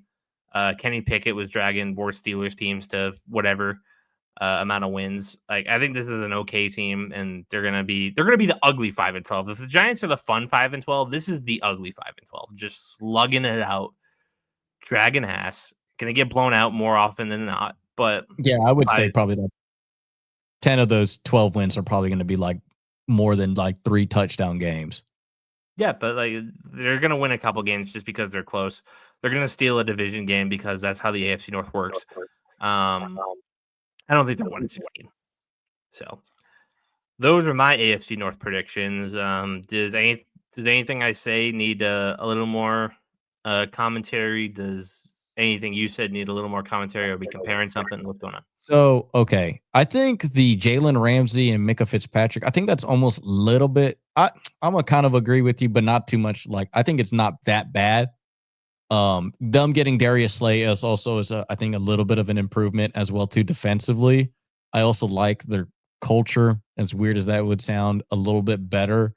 But I think they're a decent team, a little bit better than 9-8, I would say, because I think if you just set Aaron Rodgers up with a better squad, a better coaching, and I think a defense that he's like, hey, they can at least try out there. I don't think the Jets were particularly that well last year. And also just the thing is, I just need a little bit more consistent weapons out of the Steelers as well, too. I mean, DK Metcalf is good. I kind of don't understand why they got rid of George Pickens, because now they're in the market for wide receiver too when they could have just had both. I didn't understand that move. Arthur Smith he's a little bit more of a balanced guy. I mean, when he was in Tennessee, he had AJ Brown and Derrick Henry, and he made Ryan Tannehill. Now you have the dollar store version of that with 42-year-old Aaron Rodgers, Caleb Johnson / Jalen Warren, and DK Metcalf. Here's a crazy thing. I do like Joe Burrow and the Bengals, but like if Joe Burrow goes down, that's like godly. That's probably like a 1-16 team. Yeah, it's not great. Like that to me is the biggest like fact. And I'm not saying Joe Burrow's an injury problem at all. What I'm saying is I think like that team defensively is so bad that I think like they just need a whole new. I wish the Bengals had the Cleveland Browns defense. Like that would be an That's a Super unbelievably. Bowl. That's a Super Bowl team Oh yeah, 100%. The fact that Joe Burrow is going to be having to drag like a probably 26th ranked defense, at and that best. yeah, and I think that's kind of the problem is that the reason why I have the Browns much lower than you is because defenses are eventually going to get tired. Like if Joe Burrow's out here just slinging the rock and it's like 31-10 on the Browns defense, like the Brown defense is going to give up. Like they're just not going to. And I think that that's what's going to happen. It's just the lack of productivity out of the Browns offense is the reason why they're probably the worst team in the league. And they weren't that good last year either. And I don't think like, yeah, you got another year of Jerry Jeudy, but like quarterback wise, like I don't know what like I just don't see 5 wins is a high benchmark. And like you said, it's just very ugly for them. I just think that like that 5 wins is going to be because they won on a field goal or they won by a 2-point game. Yeah, Somehow. something screwy happens. Yeah, that's what I'm going to go with that. That's only, but I think at the end of the day, like what team outside of the Baltimore Ravens do you think is really a Super Bowl contender in that division? No, not really any, unless a miracle happens on Bengals defense. Yeah, like I said, somebody unnamed would have to come up and step up for that defense. Yeah. All right, those are your AFC North predictions. Let's head to the NFC North, Gerardo. What do we got here? NFC North, we got the Lions here at 11-6. Green Bay Packers go 9-8. Vikings are 5-12. Bears are 2-15. The Lions notably lose both coordinators this year, and I kind of think that that's going to affect them this year. I really do. No, hot take. I do think that they are immensely talented. I mean, the fact that they're adversity, like you told before, that they were the number one most injured team that past year, and they won 14 games, right? They were the number one team in the NFC. Yeah, they had home field, didn't they? Yeah, and they somehow did with all that adversity, and they were really good. They have solid pieces everywhere. They're just not having Aiden Hutchinson, right? He's just gone for the season because of his broken leg or broken ankle. So I just think that this division is probably the tightest in the sense of that there's a lot of uncertainty with two teams. And then on top of that, you're losing offensive coordinator and a good defensive coordinator to two other head coaching jobs in this league. One of them went in division, but I think that they're still going to win the division. I just think that they're just going to, coming from 14 wins from that Detroit Lions team, like that's a lot. I would have never expected last year for them to win 14 games. So I think that they're going to have a little bit of a come down from that. Green Bay defensively, I'm like them with the Bengals, except they just don't have that much of a high-powered offense for me to believe in that much. Jordan Love is a good quarterback. They did finally draft a wide receiver this year. They do have Josh Jacobs, but defensively too, like God Almighty, they have a wide receiver playing nickel corner. That's all I have. Even the Bengals can have like all corners at least. I just don't trust that within that division too. You have Amon-Ra St. Brown. You have Jets out there for the Vikings. You also have the former USC Pitt wide receiver over there too, Addison, as well too. Suspended 3 games. Yeah, but it's still like a unbelievably tough division off like wide receiver wise for them. And then, but I think with the going into, speaking of Justin Jefferson, the Vikings, like I don't trust JJ. I've never been a JJ fan. I've been on record on that I do think that JJ has always been carried by all the teams that he's always played on, and he's never had to showcase any legitimate, like he has never been the reason why a team has won a game throughout his career. And does he go into a really favorable, good team with the Vikings? Like Kevin O'Connell has proven, like Sam Darnold looked legit last year because of Kevin O'Connell. But I just think that there's going to be a big decline in this year for the Vikings. And then also the Bears are just, that offensive line is bad. It doesn't matter what type of offensive coordinator you get with Caleb Williams. He's running for his life almost every play. He's not going to be able to get the ball off. The defense is decent on the defensive line, but you're going to be playing a lot of games coming back, and all you're going to do is throw the ball a lot, and all these teams are just going to have to pin their ears back and come right after you. And I'm just not I truly believe that it's just, ever since Jay Cutler, they just could never get a quarterback for out there. They did break a trend. They did give a quarterback an extension this week for the first time since Jay Cutler. It was now, funny enough, that dude actually looks legit in preseason. He's looked better than Caleb Williams, which number 17.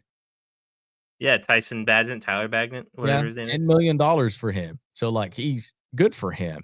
But I think that this division they're going to beat each other up a lot. I think that's a low watermark, low benchmark for the Bears. I think they could be, like, if Ben Johnson is the guru that he is, they could win. They can go 8-9. Caleb Williams is the reason why he won the Heisman and was as talented as he is. But also, like, I think this is the one I was probably struggling the most on wins. So I'm probably going to eat a lot of shit for this division, I think, throughout the year. Yeah. Okay, here's mine. Again, a little different. I got the Lions at 11-6 like you for a lot of the same reasons. A step back is inevitable. The talent is there for sure. They're going to lose some games in some wacky ways. Like, just, coaching mistakes.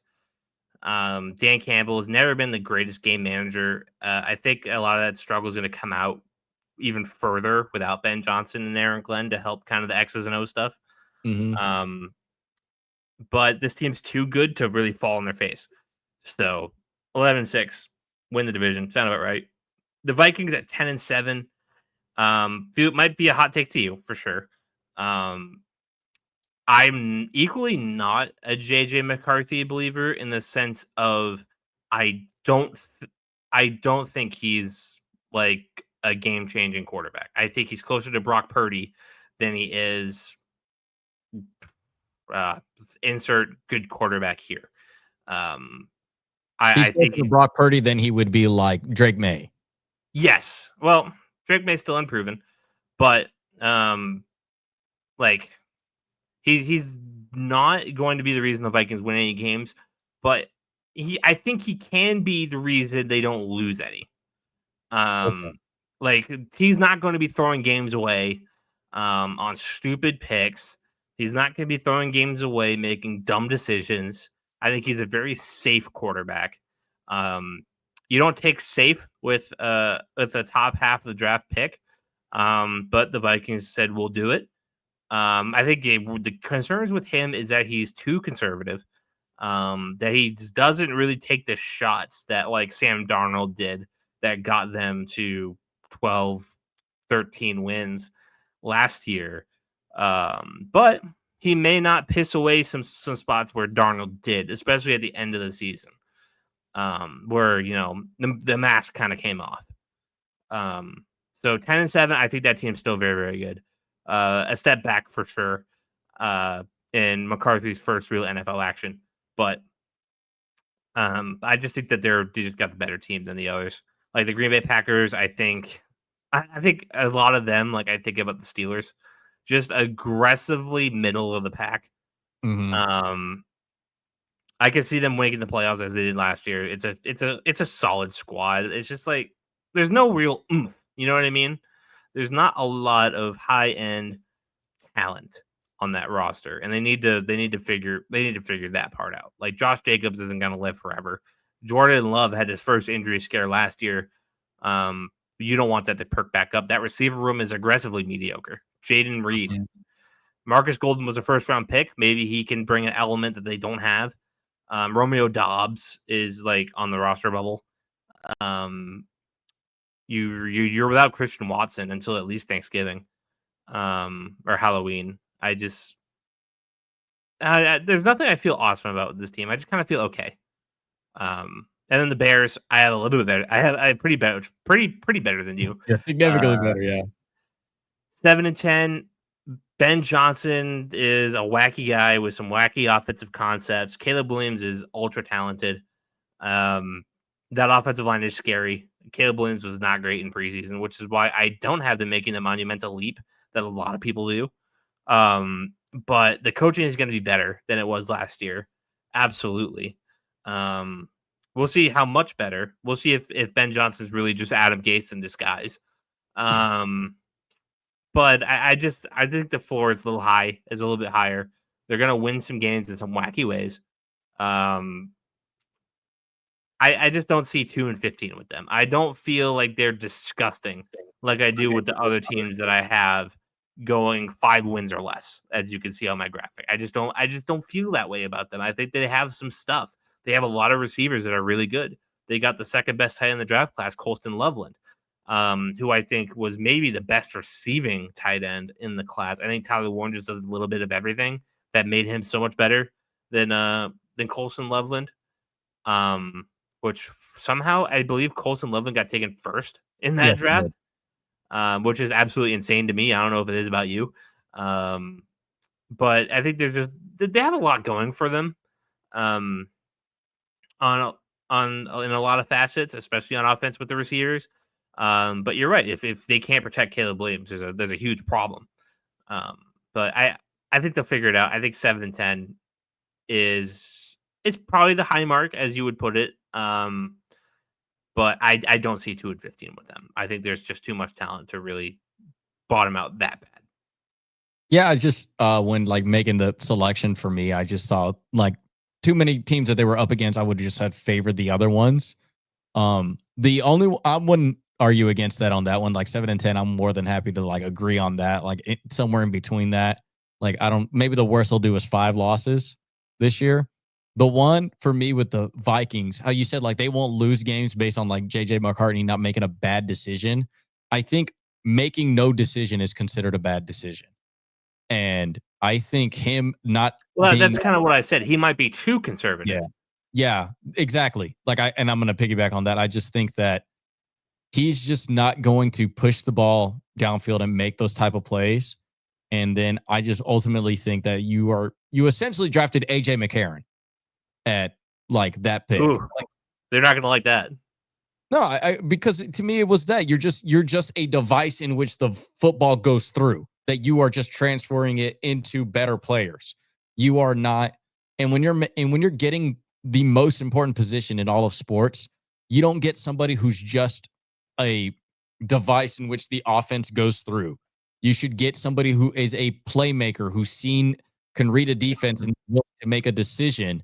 And yeah, is it a little bit risky and goes against maybe the head coach's call? But like if it results in a touchdown and at least they try, that's one thing like I praise Sam Darnold for. Like it's the fact that he's doing something to win him the game. He's not doing something to not lose the game, because not losing a game has the word lose in it. You end up losing games by not losing a game. And I think like the better comparison, like you were saying, I think it's like you got Brock Purdy. He's closer to Brock Purdy than he is Baker Mayfield. And like I would say, I would rather have a guy like Baker Mayfield on my team than a guy like Brock Purdy, who's just like, all right, like I'm gonna set him up for success, rather than I can trust my quarterback to make a decision that even I don't see. And I think the 10 wins is not that bad, but I just think that they're gonna find out that JJ McCartney is just AJ McCarron in disguise. There's a ceiling. Yeah. There's the floor and ceiling are much closer together than a lot of people see. Like you're getting almost a finished project as well too. And even what's also his like that what he's going to be Brock Purdy. Like that's the best he can be. So that's my take on the like Vikings. He won't be Mac Jones. He's certainly got better arm talent, better skills than Mac Jones does. He's not going to flail out that bad. But AJ McCarron, like that could be a reasonable. I don't want to say floor, but that could be like the reasonable, like this could legitimately happen.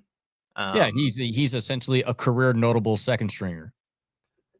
Like I feel like the ceiling for him, as far as God, like it feels Tannehill to me. Yeah, you just got a mid guy, and the thing is too. Let's put into all the Tannehill made the AFC Championship a couple times. JJ McCarthy could do the same thing. It's just you're not gonna get that super play that you need. Oh yeah, I mean, like that's my thing. It's just like if you look in this division, there's going to be one team, like based on potential, right? If you look on the quarterback for this division, The only quarterback that he'll probably be better than within 5 years is Jared Goff because of age. Yeah. Other than that, let's just take that out of it. Like within the next 5 years, he's probably tied for last as the best quarterback in this division. Because Jordan Love has superpowers. Caleb Williams has superpowers as long as like he keeps his head on his shoulders. And then we're kind of like awaiting to see who the Lions' next guy is. Exactly. And Jared Goff has proven that he can, like, he has made big plays. He also went to a Super Bowl with the Rams, like, as well, too. Like, he's proven that he is a legitimate winner in two different, like, teams as well. And where JJ, it's like, I think he's the ultimate, like, so many eyes are going to be on him this year. Yeah. All right. Let me write it down. The timestamp make our lives a little easier later. The AFC South, Gerardo. What do you have going on here? This is, to me, though, arguably one of the worst divisions in football right now. Except you have 3 teams with 5+ wins. Oh, no, I do, but it's still not going to be pretty football. Like, I think this is the definition of mid. This is the most mid division that there is. The Texans are going to win by default because I think the rest of we already talked about the Colts and their whole Anthony Richardson situation. They are a good team. So I think at least Daniel Jones gets them to minimum 7 wins this year. Like, I think that if he's completely healthy and everything goes right for the Colts, it's a 7-win team at minimum. CJ Stroud and the Texans, I think it's just their division to lose. They supposedly improved their offensive play calling. They got rid of their offensive coordinator, and they are a very greatly led team in the sense D'Amico Ryans is knowing exactly what to do with this team. They have Nico. They also got themselves Menchie is back. I believe he survived leukemia. I believe that's what he had. No, Menchie got traded. Oh, well, there we go. I believe to the Philadelphia Eagles. Well, God bless. They still got Nico, and they still got their running back Joe Mixon is still on the squad, and Nick Chubb as well too. So they do have Christian Kirk is the one I was. Jaden Higgins. That was their Iowa State guy that they got in the second round. So they have improved their offense. We've got a better offensive coordinator. I just also think that when it comes to other divisional leaders, I think the Texans are only better than one team in the NFL when it comes to the division leaders, and that is Tampa Bay. So if you're looking across the board of winning the division, I think the Texans are the second worst team. So they're not better than the Bills. They're not better than the Ravens. They're not better than Chiefs. They're not better than Eagles, and etc. So when I put into perspective in head-to-head matchups, like if I were to, would the Texans beat the Ravens out of 5 games? No, they'll probably only be 1 game, if that. So I just think that the Texans they're capped at, they could win 12 games, but like I also think that they cannot go head-to-head against other notable, very good teams in this league. The Titans, I'm really buying into Cam Ward. Yeah, like, it seems that. I think Cam Ward is a legitimately great player. Like, I fully think that he is rebounding that team significantly. I think he's an unbelievably talented guy. Him, Calvin Ridley as well, too, on that offense. I think they are going to look unbelievably fun this year. 8 wins is very high. But at the same time, my biggest caveat to that to a lot of people is this: look what Jaden Daniels did with the Commanders. Did anybody think that he was going to be that good that soon? And no, but I also think Terry McLaurin is closer to a legitimate stud than Calvin Ridley is at this point. Yes, I would also agree with that too. But I think that Cam Ward is in that same ilk. Like, it's, I think, also ironic that also when you win the Heisman, you're now like a legitimate NFL player in the NFL. But I think I love Cam Ward. I love everything out of that camp. I think it's in the great direction. If you were to tell me that this team also only won 4 games, I'd believe it as well too. The Colts already kind of touched on that situation. They are a very solid team, and with the Daniel Jones situation, I think maybe they'll go 9 wins at best. But I think there's no wild card team out of this division, and the Jacksonville Jaguars are the Jacksonville Jaguars, which is, we are now in the conversation. If they win only 4 games this year, as I predicted, is Trevor Lawrence a bust? We are going to be having those conversations, but they have Brian Thomas, they have ETN, they also have the really good second running back as well too, number 4. It's that offensive line is also same thing. Like I just do not believe in young quarterbacks with bad offensive line. History has always told me that there's a reason why David Carr was never successful with the Texans. I also same that with the Jaguars, the same thing with the Bears. I just don't like when a team does not protect its most important asset. And that's why I have them going 4-13. All right. My AFC South. Not okay. I was about to say not terribly different, but there's a little bit of difference here for sure. Texans 9-8. We can talk about the weapon. It's very similar to Chicago. We can talk about the weapons all we want, but that offensive line is going to be a huge handicap for them. Mm-hmm. No I think Laramie 9-8 Tunsil. is about as good as it gets this year for them. Jaguars at 6-11. Like you can make a case for any of these teams to finish second. I'll hear you. Titans going 8-9 was a little strong for me. I am not a big Cam Ward guy, but I believe in Cam Ward more than I believe in a lot of other quarterbacks around the league. So you could easily sway me. But the Jaguars at 6-11, I just think they have a lot of talent up and down the roster. Liam Cohen, I think, is an idiot. Like I don't Yeah, believe in him, but in any means, like I think he's corny. I think it's Mike McDaniel esque, but at yeah, least Mike McDaniel has kind of a charm. Liam Cohen, he has no charm, no aura, no riz, yeah. none of that. He is just a dork. And some guys are just meant to be coordinators. You can tell early on. I think Liam Cohen's going to be that. But Mhm. this division is so bad; they can sneak out six wins, no problem. There are going to be more questions than answers coming out of this team. You can see 6-11 like, oh, not that bad. Nope. When the end of the season comes, and if this is exactly the scenario that it is, and they're second place with 6 wins, there's going to be a lot of questions about Trevor Lawrence still. Brian Thomas Jr., Travis Hunter, Braxton Strange, Trevor Etienne slash Tootin slash Tank Bigsby. Like that's a Mhm. solid offense as far as like talent goes. And on defense, they don't have super bad talent there. I don't think. Like what's his Yeah, they name that got got taken first overall? Trayvon Walker has Trayvon made Walker, significant improvements over the years. Um, Josh Allen. Josh Hines Allen, yep. Yep. And then their linebacker too, they got Lloyd, right? I think number. Devin Lloyd, yep. Yep. Eric Armstead is there. Maybe a little washed. Oh, he's like injured too. Like there's some weird stuff going on in Jags camp with him. Mhm. Tyson Campbell, I think, is a really good corner. Yep. Um, like this is a fine team. They just It's a team of a lot of potential. It's a yeah. team of a lot of potential. Like this is a team that you probably played Madden with and stuff like that because it's just like you have a lot of high ceiling players.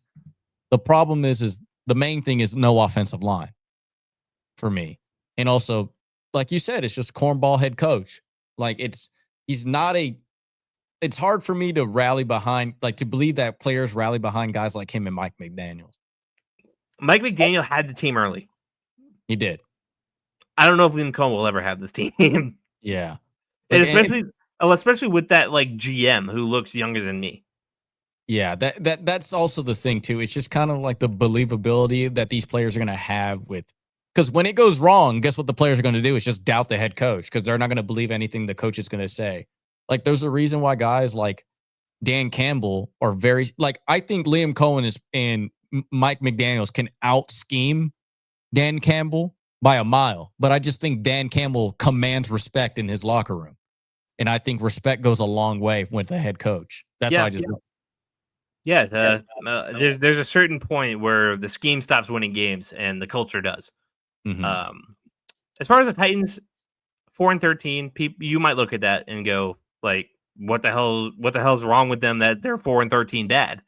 Um, Rookie quarterback. I'm not a believer in that head coach Brian Callahan.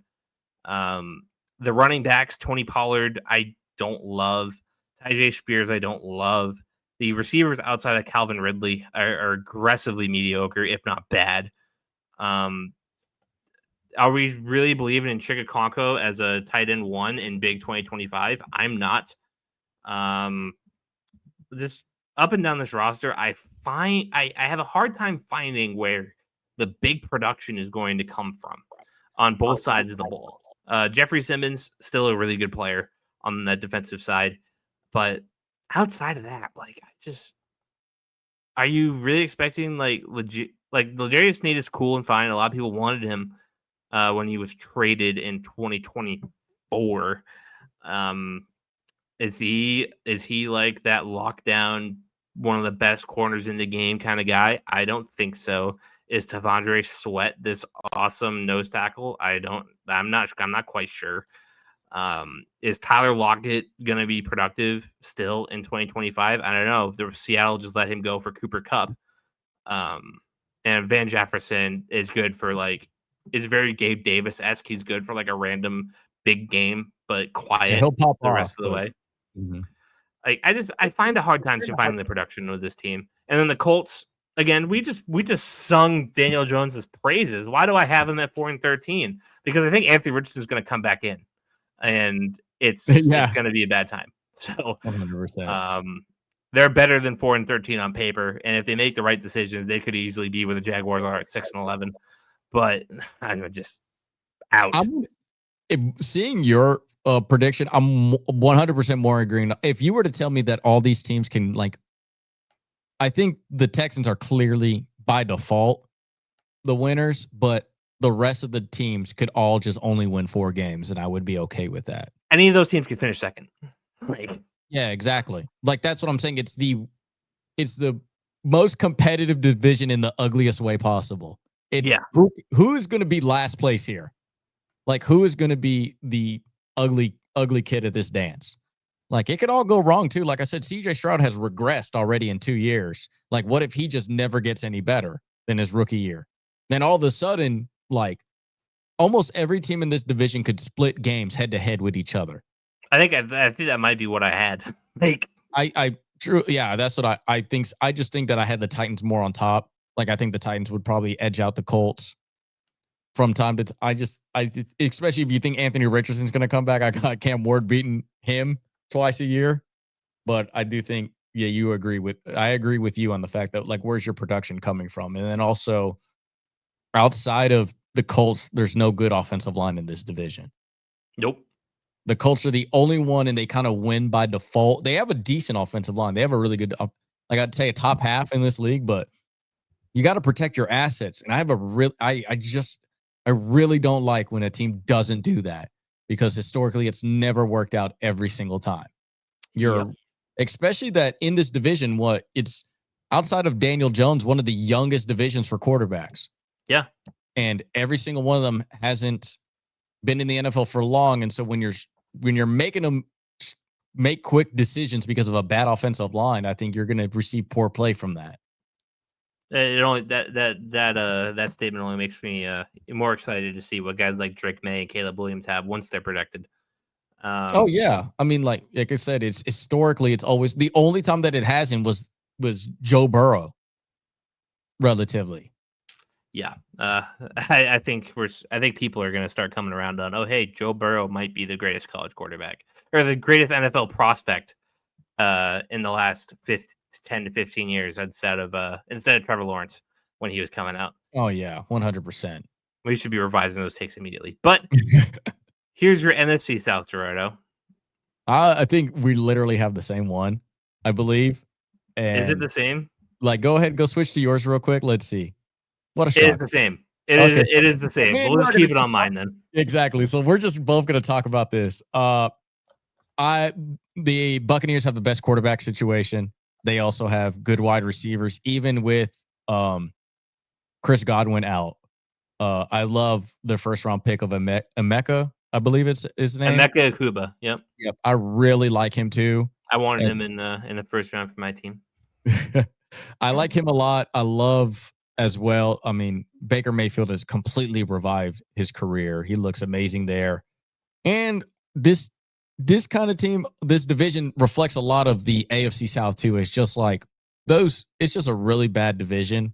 Like the Bucs are going to win it by default because of the best quarterback and head coach in that division. But the rest, I mean, the Saints are god awful. The Panthers are god awful. The Falcons, I have no idea what's even going on there, quarterback wise. So that's my big take about this. That I just, and unless Penix really just like takes over, like I'm not seeing any changes there at all. I can't believe I had the Panthers at 2-15. I'm a little higher on them in my mind than you are, but apparently not. That's a pretty 2-15 if you're gonna about to convince me it's the greatest 2 wins that they're ever gonna have. Like, I think Ted McMillan is a fine receiver. Like, I think Jatavion Sanders is a fine tight end. I think they've made like incremental progress just on paper. I just 2-15 feels right. Like, I don't know. Exactly, because it's Bryce. Do they have a tough schedule? Like, what is it? Well, okay, so if you were to look at it right, look at that within their division. The only game you think that they're going to probably be favored in is the Saints, probably in the division, right? So that's guaranteed 5 losses the rest of the year.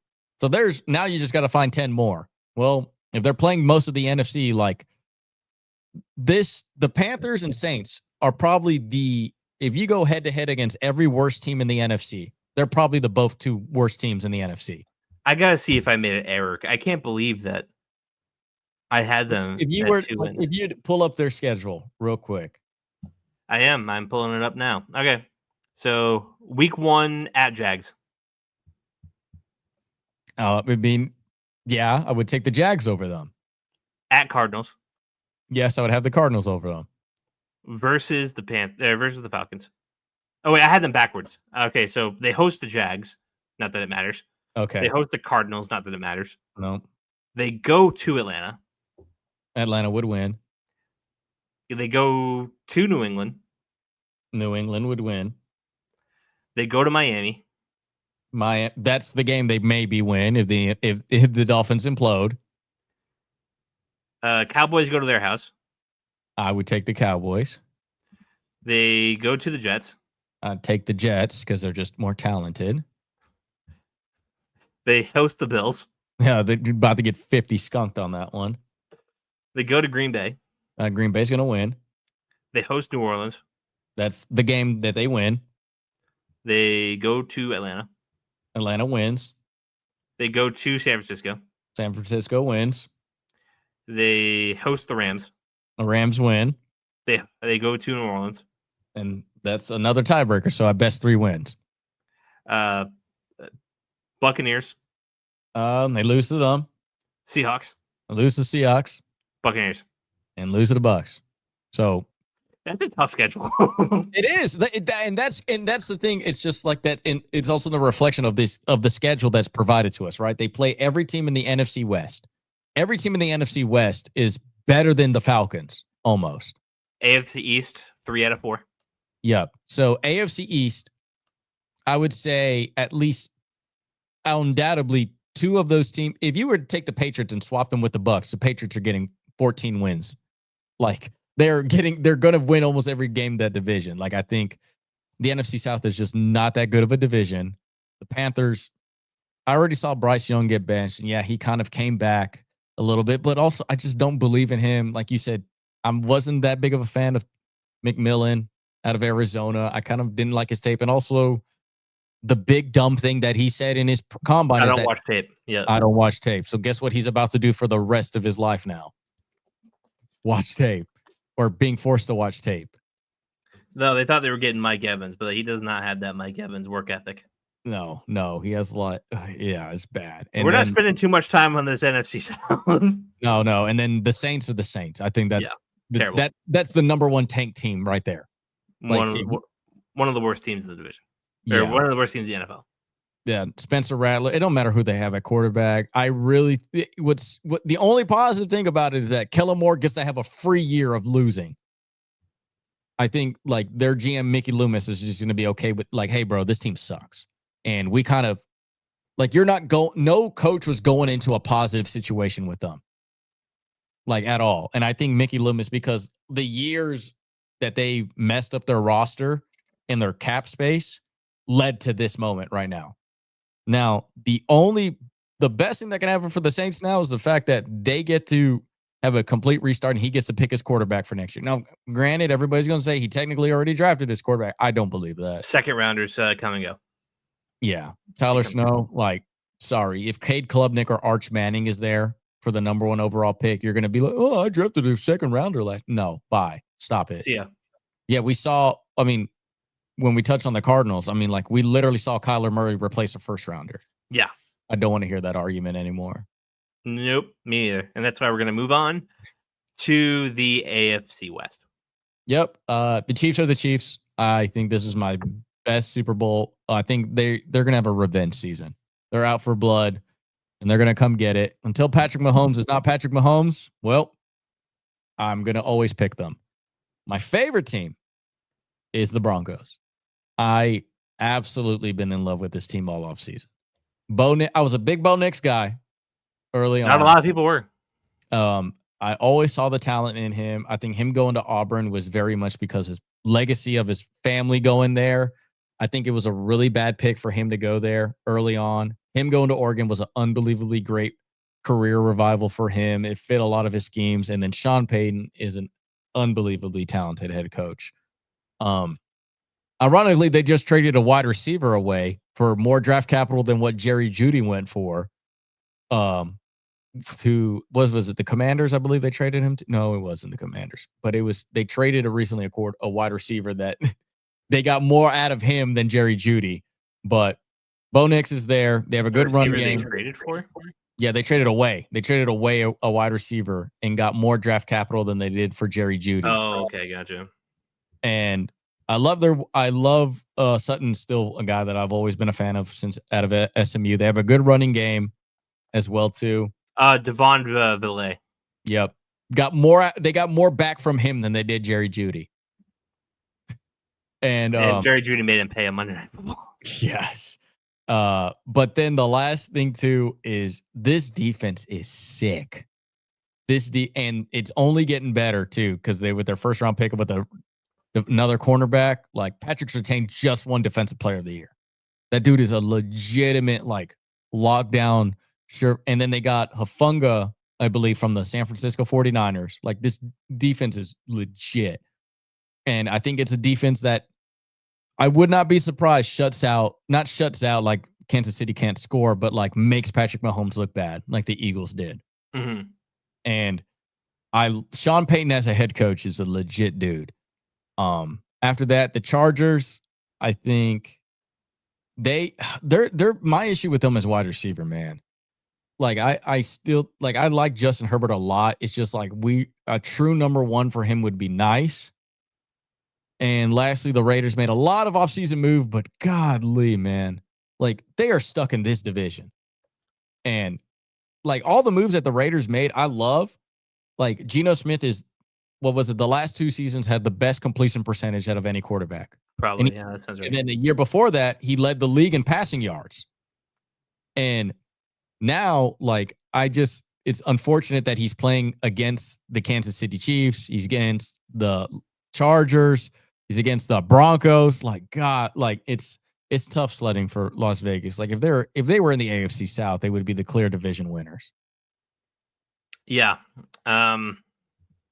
Pretty sure we're going to be pretty similar in this respect. I have the Chiefs at 12-5, which to you going from 15-2 to 12-5 could seem steep. I do think that they had a horseshoe up their ass last year, very, very much so, winning all those 1-score games in a lot of fortunate ways.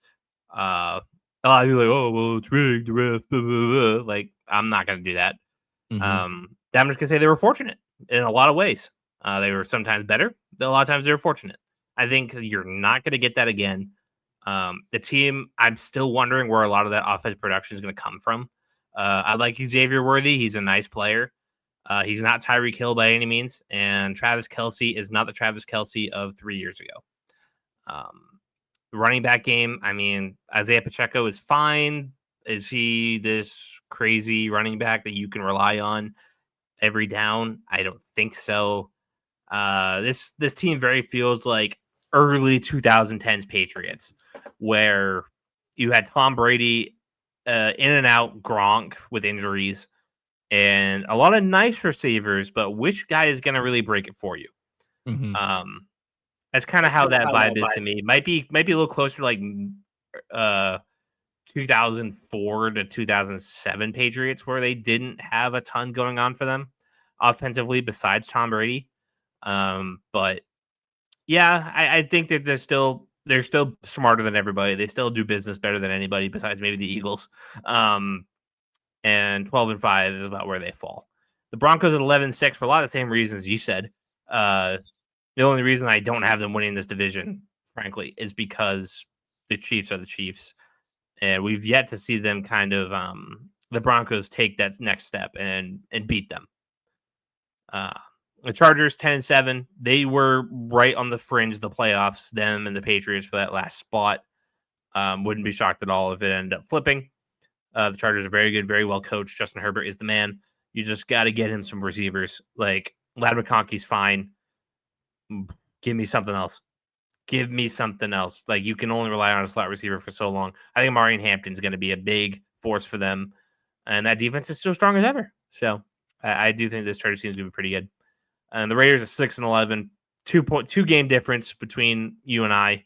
A lot of the same reasons. I probably just had them losing a matchup that you thought that they would win. But I feel pretty the same. This is not a 6-11 that you're like, God damn it, like this team can't figure it out. This is a team that just faces some hard times. Yeah, the discussion I want to have about this division is, are you with me on the Broncos? Is that's a legitimate Super Bowl contending team? Yeah. Same here. I think that is a team that and I'm gonna say this too, would not surprise me if they do win the division too. Nope. Like if they won the division at like 12, like if they swap with your prediction right here with the Chiefs, I would not be surprised about that. Nope. Because as you said, you're now in this era of the Chiefs where it's like, okay, we have Patrick Mahomes. We don't really need to invest in wide receivers that much because the Super Bowl that they did win without Tyreek Hill was kind of like, they didn't win much with like their receivers was what, Mecole Hardman and Rashid Rice. Yep. Like a Juju. Like it wasn't that much. Like they didn't. And so they're kind of like, oh, well, we have Patrick Mahomes. We don't really need to invest in weapons like that anymore with him. And I think eventually that's going to kind of bite them in the ass when you have a team like the Broncos who can like legitimately shut down a whole third of a side of a football field with Patrick Surtain. So like their best wide receiver could not beat Patrick Surtain right now on that team. And I think eventually, like you said, I think eventually you're going to run out of horseshoe magic luck when it goes against, like, when you're going against guys like Sean Payton.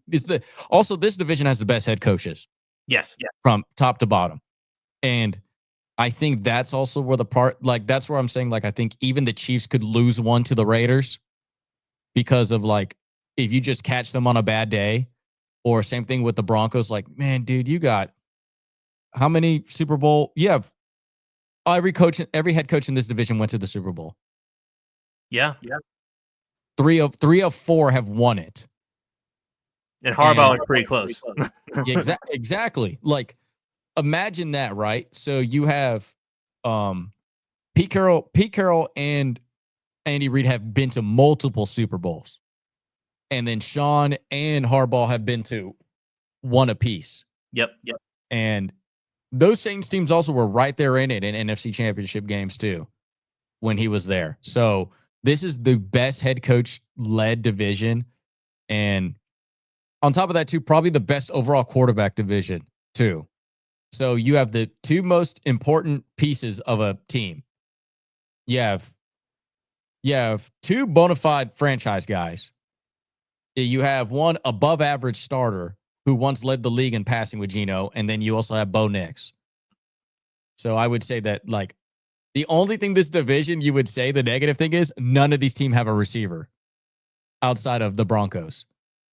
And Sutton is not like some crazy. Exactly. Sutton's a league average starter, but like on top of that too, he isn't like the best offensive weapon in this division. Might be Brock Bowers. Yeah, honestly, it's just so weird about that division. It's like you great head coaches, great quarterbacks, through and through, but like no offensive receivers, like no offensive weapons. Honestly, outside of Brock Bowers, like being the best one here, And and a run first offense. Shout out Chip Kelly. yeah, but yeah, that's Um, so yeah. I think me and you agree. I think the Broncos. I think, but here's the thing: is too many people are saying that that's like their sneaky pick this year. not So what does sneaky that mean? anymore. It was That means sneaky last year. exactly. So it's not anymore. All right. Writing down timestamp again. And then right now we're about to do the NFC West, the last one. NFC West, last one. And I also think this one is the also toughest division as well too for the on the NFC side of things. Yep. Both immensely talented. I just think the 49ers, it's going to be really hard for me to believe that they're going to suffer from that many injuries again. Like as much as they did and it affect them. They do lose Debo this Ayuk's still offseason. not back. Huh? Ayuk is still not back. I can't hear that. Brandon Ayuk still isn't back yet. Brandon Ayuk is still not back. Yes. And so like you have the kind of relatively unproven wide receiver out of Florida that they had. Was it Ricky Pierce? Ricky Pearsall, yeah, another NFL 50 Cent. Yeah. I mean, listen, the meme that I saw was that they need to line up in the pistol formation. Yep. With, him and Brian Robinson. Yeah. Yeah. But they still have George Kittle. And on top of that, like they've always been consistent. And when they were good, they've been great. It's just that if these injury bugs are really going to hurt them again, that it's really going to show, and it could be like a 6-10 team. But I'm a little bit more on the optimistic side for them. The Rams, believe they won the division last year, but I think Matthew Stafford is going to regress a little bit. I believe his back is still acting up throughout preseason. They did lose Cooper Kupp to an in-division rival, but Puka Nacua is the man.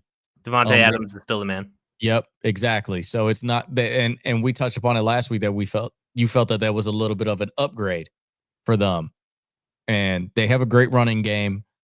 Both me and you I think you really convinced me on the Cardinals. I do think it's a Kyler Murray prove it year.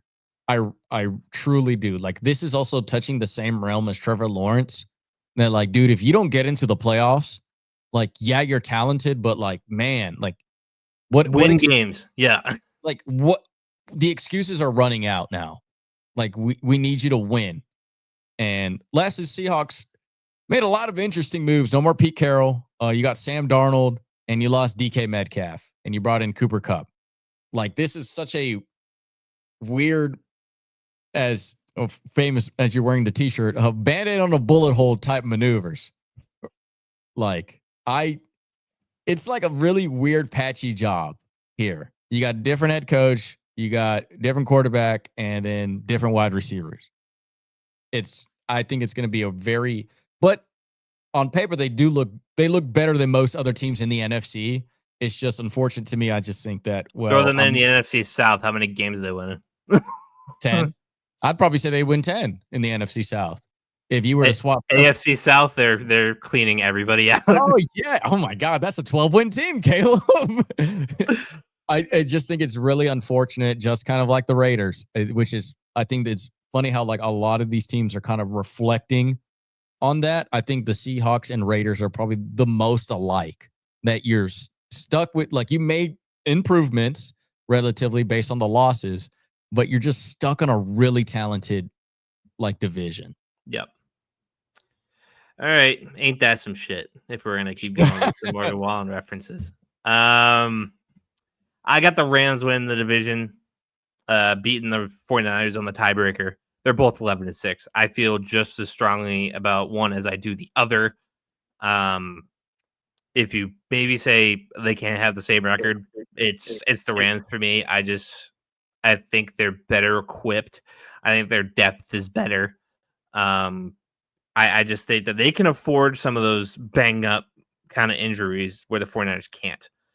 And that longevity down the roster sheet is going to help. But the 49ers aren't bad by any means. Assuming that Ayuk can come back and play, and everybody stays relatively healthy, they're going to be good as they always are. I don't see them as like this giant threat in the NFC. at least not on their own merit. I can see them being a giant threat because everybody outside of the Eagles are pretty unconvincing. But yeah, and I know that I said last week that the Arizona Cardinals, I would be interested in a bet for them to make the playoffs. I don't have them making the playoffs, despite having the same record as you, because I had the Minnesota Vikings making the playoffs. Right. And the Minnesota Vikings, I believe, just they're too talented. They're too talented to fail. I think the Cardinals, it'd be a very gritty 9-8. Like you're like, finally, where's the fight we've been waiting for out of these guys? Mm-hmm. And this would be it. But I think it's a little too early for them. They don't have quite everything they need for me to jump on the ship that they could make the playoffs. But they certainly could, because the Vikings could fail for as many reasons as they could succeed. The Commanders could have a sophomore slump with Jayden Daniels, like a lot of people think they will. And the 49ers could just die. Like they could just get hurt. Yeah, exactly. Mm-hmm. So yeah, they're the first team out for me for sure. And then the Seahawks, same reasons that you said, immensely talented. I think they're well coached. They got an upgraded offensive coordinator with what's his name? Kubiak, who had the Saints on fire with Derek Carr early in the year. Now he's got Sam Darnold, who, listen, all respect and love. This is a pro Derek Carr podcast. Sam Darnold is, at this point, yes, they have a way better offense than the Saints did last year. And like Sam Darnold is just immensely more talented than Derek Carr was. So 8-9. Again, you put this team in a lot of other divisions, they're kicking everybody's ass in it. But 8-9 is kind of where they fall. And the biggest takeaway that I would say from our predictions is that outside of the Eagles, I truly don't like the division leaders and the rest of the NFC. Like, I would not be surprised if there's somebody else different. Now, we went with everybody who won the division last year is everybody who we picked this year.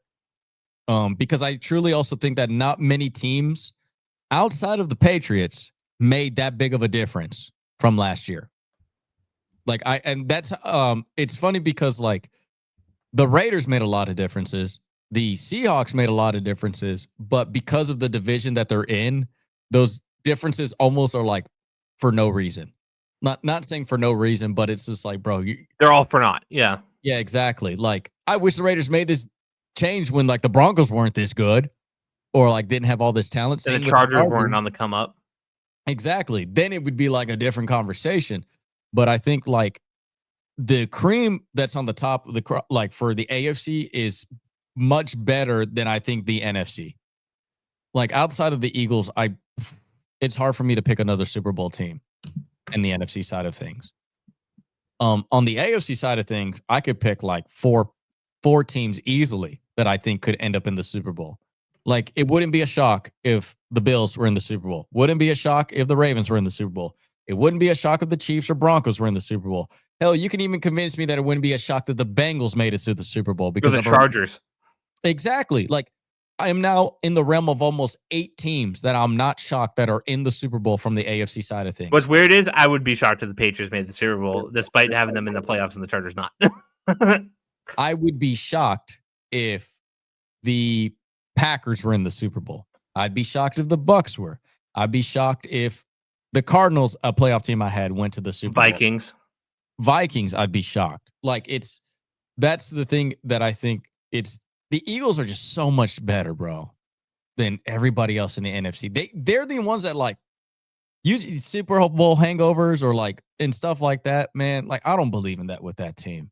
They just constantly got better, and they keep finding teams that fit their identity. They keep getting players that fit their identity, and also their division isn't getting much better outside of the Commanders, and that could also be a fluke year for them.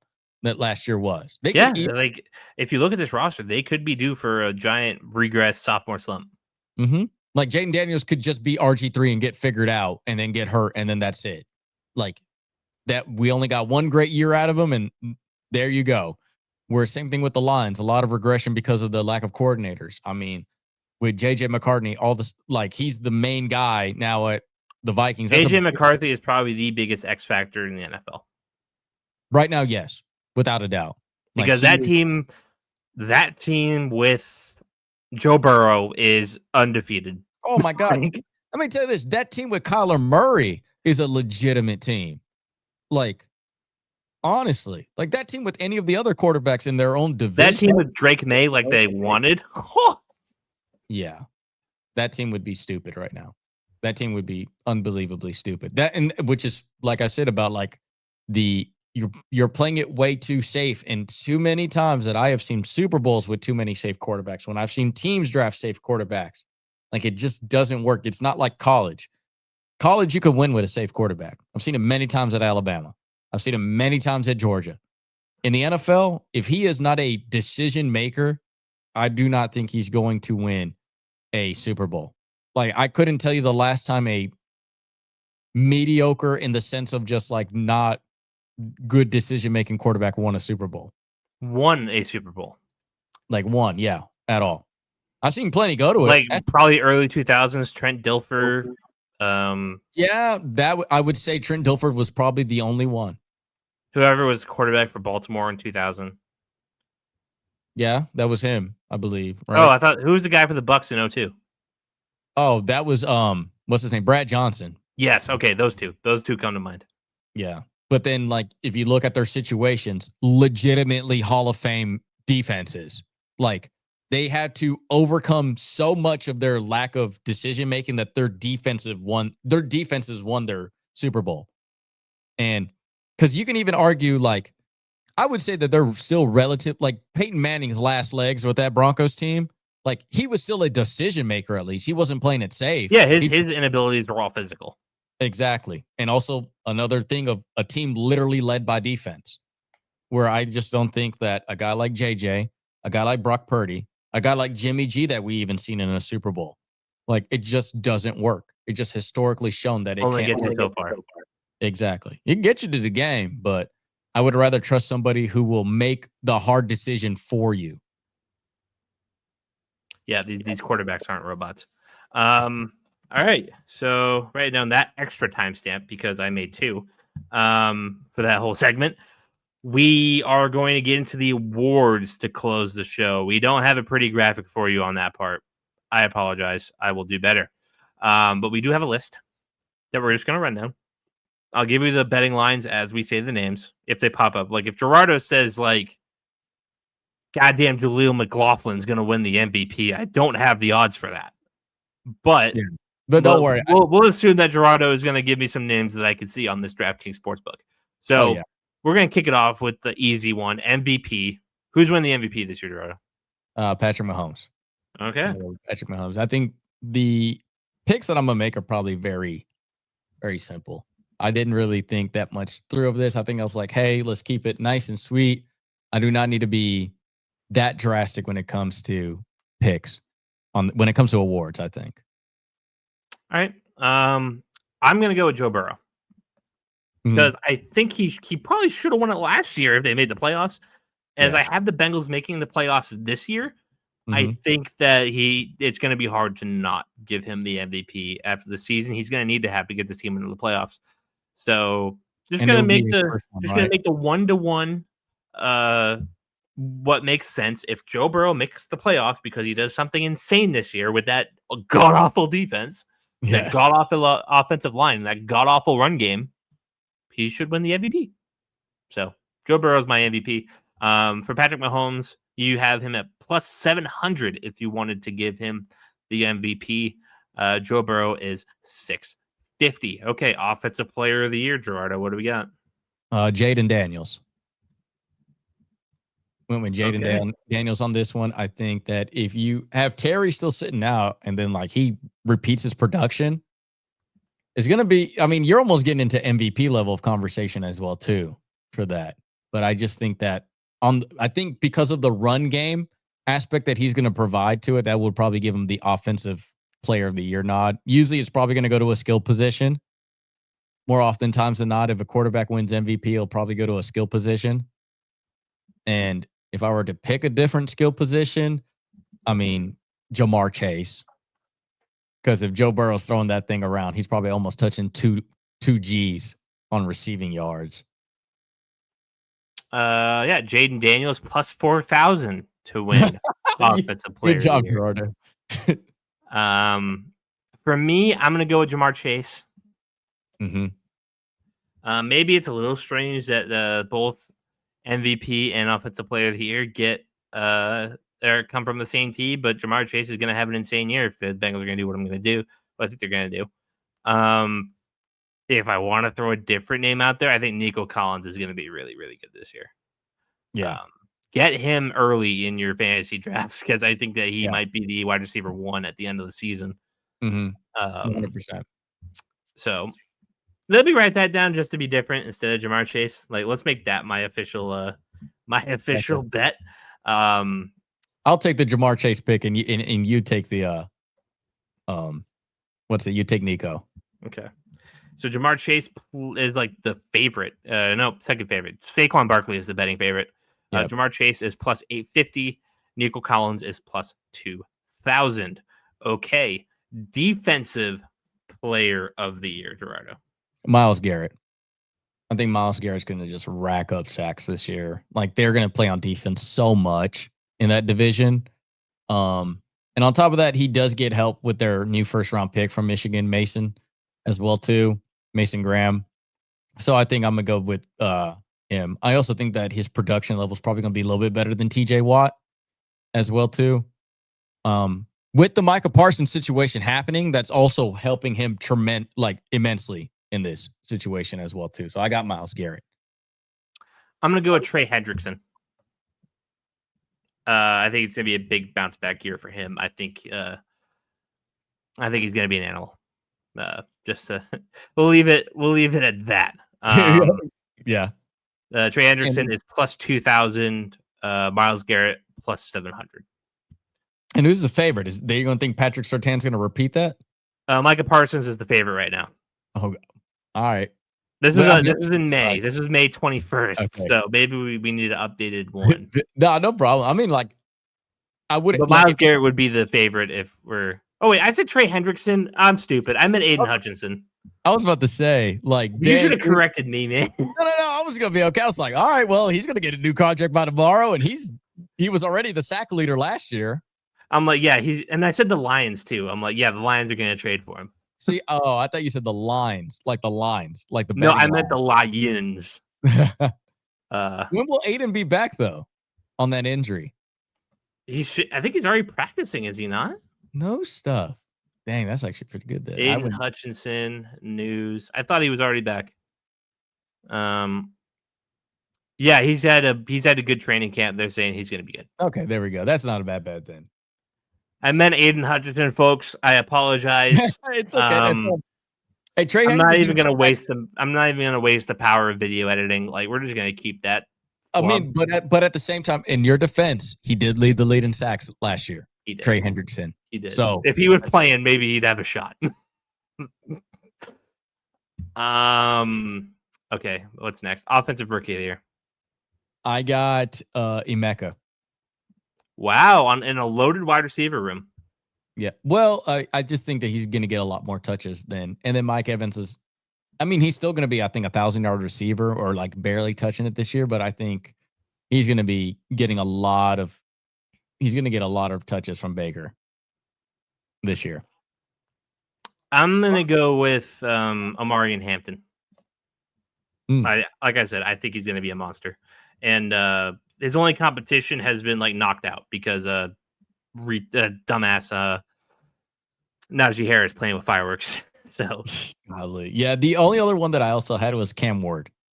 Would be my second pick. Yeah, if he has a great rookie year and like Ashton Genty, Omarion Hampton, Emeka Egbuka, Ted McMillan don't really pop off. Like it's a good group to bet on this year. Like I wouldn't be surprised. You wouldn't go wrong. Ashton Genty is the heavy favorite at plus 275. Cam Ward is right behind him at 350. Yeah, that doesn't. Omarion Hampton plus 850. So if you want to make money, go with him or Emeka Egbuka, who is plus 1800. So. Defensive Rookie of the Year. Abdul Carter. I think, yeah, I would say not only that, but because also like, look how many, he's going to get so many good looks because that defensive line is sick for the Giants. Tibbs, you also have, I always forget that dude's name, number 97. They're big. defensive tackle there from Clemson. That's been there for Dexter Lawrence. Dexter Lawrence, yeah.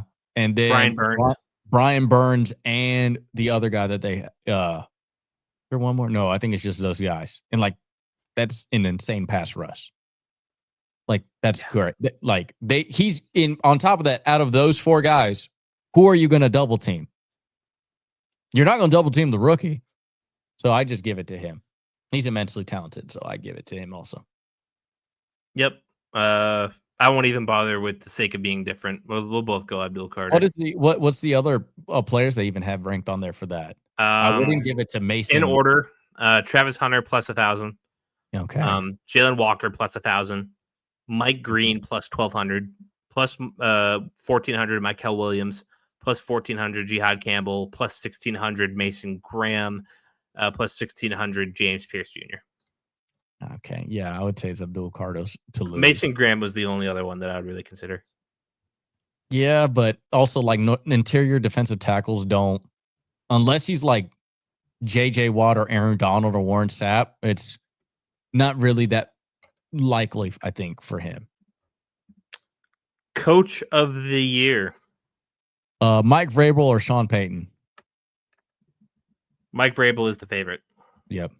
That wouldn't surprise me. Like he comes back to New England and like gets double-digit wins. Yeah, he'll be the favorite. Okay, my bet here as we look at these odds. Liam Cohen plus 1,200. Give me a break. Yeah, take it. Give me a break. No way. Ridiculous. What, if he wins 2 games, they're gonna give it him? There's no way. Mike McDaniel plus 3,500. Yeah. Okay. That should tell everybody know that me and Caleb are a little bit on the right side when it comes to maybe that team imploding. Andy Reid plus 8,000 only because like they're so good.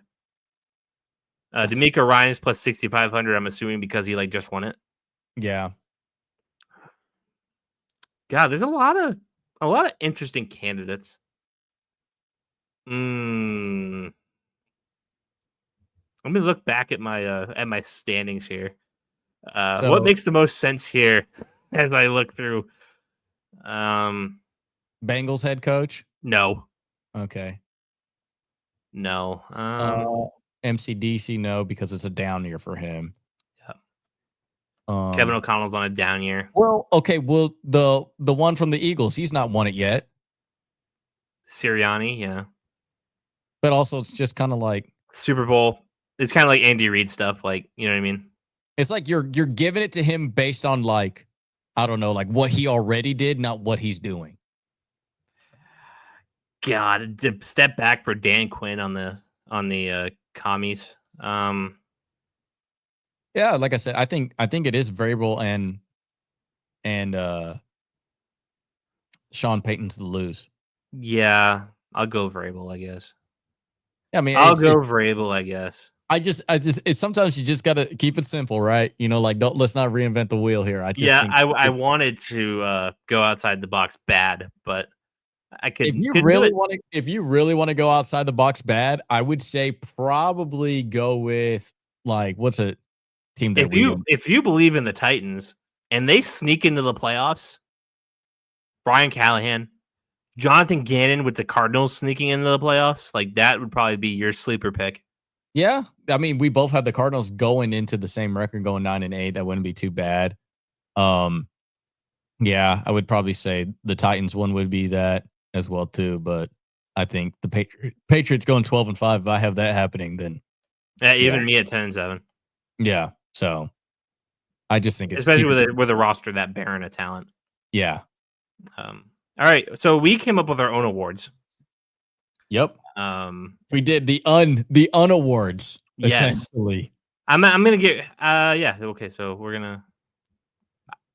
I'm gonna do, we're gonna be live changing this. Just live brainstorming the rest of the script. Yes. Instead of first coach to be fired, I think that's just the uncoach. Uncoach of the year. Uncoach of the year is the first coach that got fired. That's like my take. Gotcha. The uncoach of the year. If you agree. Yeah. So I guess we can. Well, the un-VP means this guy had to have started most of this year. Yeah. Like by the end of the year, like, oh God, he was awful. Exactly. So they can't necessarily be benched. So like un MVP can't be AR, essentially. Damn. Uncoach of the year, essentially like a coach that gets fired first. It can't be a coach that somehow play like the whole year, because then like, although if you wanted at the same time, if Liam Cohen blows, he's not going to get fired. Like it would have to be catastrophic. It'd have to be Gerard Mayo, Urban Meyer catastrophic. Yeah. And then I wrote 2020. So the draft class, like offensive rookie of the year, defensive rookie of the year, what we did was essentially the biggest bust out of this class early on would be, I think, offensive and defense. And then that's pretty much about it. Okay. All right, so we're on the same page, I think. Yeah. So you want to start with un-MVP? Yeah. Who's your un-MVP? Bryce Young. Ooh. Bryce Young. Starts all season. They only win 2 games. Like, yeah. God, my un-MVP. You're just getting like my live thoughts here. What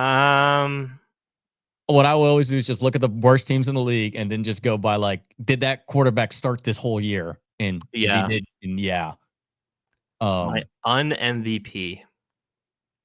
Tyreek Hill. That's not a bad shout, actually. Yeah. He will be the sole reason that whole thing comes crumbling down in Miami. So. You know what? Probably betting favorite of the un-MVP, I would say.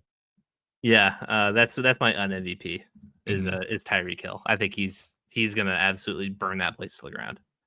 Uncoach. Uncoach of the year. There's some. I mean, Mike McDaniels, Dave Canales, and Kevin Stefanski.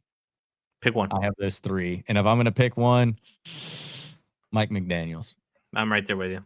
Mike McDaniels is uncoach of the year. Although if we're not going to limit it to this guy, this award goes to the coach that's first fired. Liam Cohen, I think, is going to be horrible. Yeah, if you're talking about a coach that actually stays throughout this whole year, like Brian Schottenheimer, or whatever that dude. Ooh, that's a good one. He's going to be one and done for sure. Yeah, that's the ultimate placeholder head coach of all time. Like, honestly, like there's no way. Liam Cohen, there was a shot that Gerard Mayo was going to work long term. There's no shot for this guy. Yeah, like there. I think outside of the Texans guy that they had that was with the Bears head coach at one point and took them to the Super Bowl. Lovie Smith. Lovie Smith was the only other time that I've ever seen a head coach was like, you are not lasting to next year. You are a one-term guy. They are literally hired you so that way they are looking, because the head coaching free agency was so bad that they're like, there has to be better next year. And I think that is who the Dallas head coach is right now. He's the uncoach of the year. He won't get fired throughout the year because that would be dumb. So I really do think that they're going to keep him for the whole year.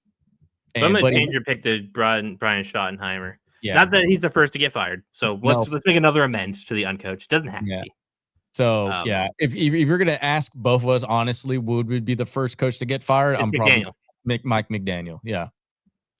Not for any fault of his own, because I think he's super smart. But all right, worst rookie offense. Tet. I think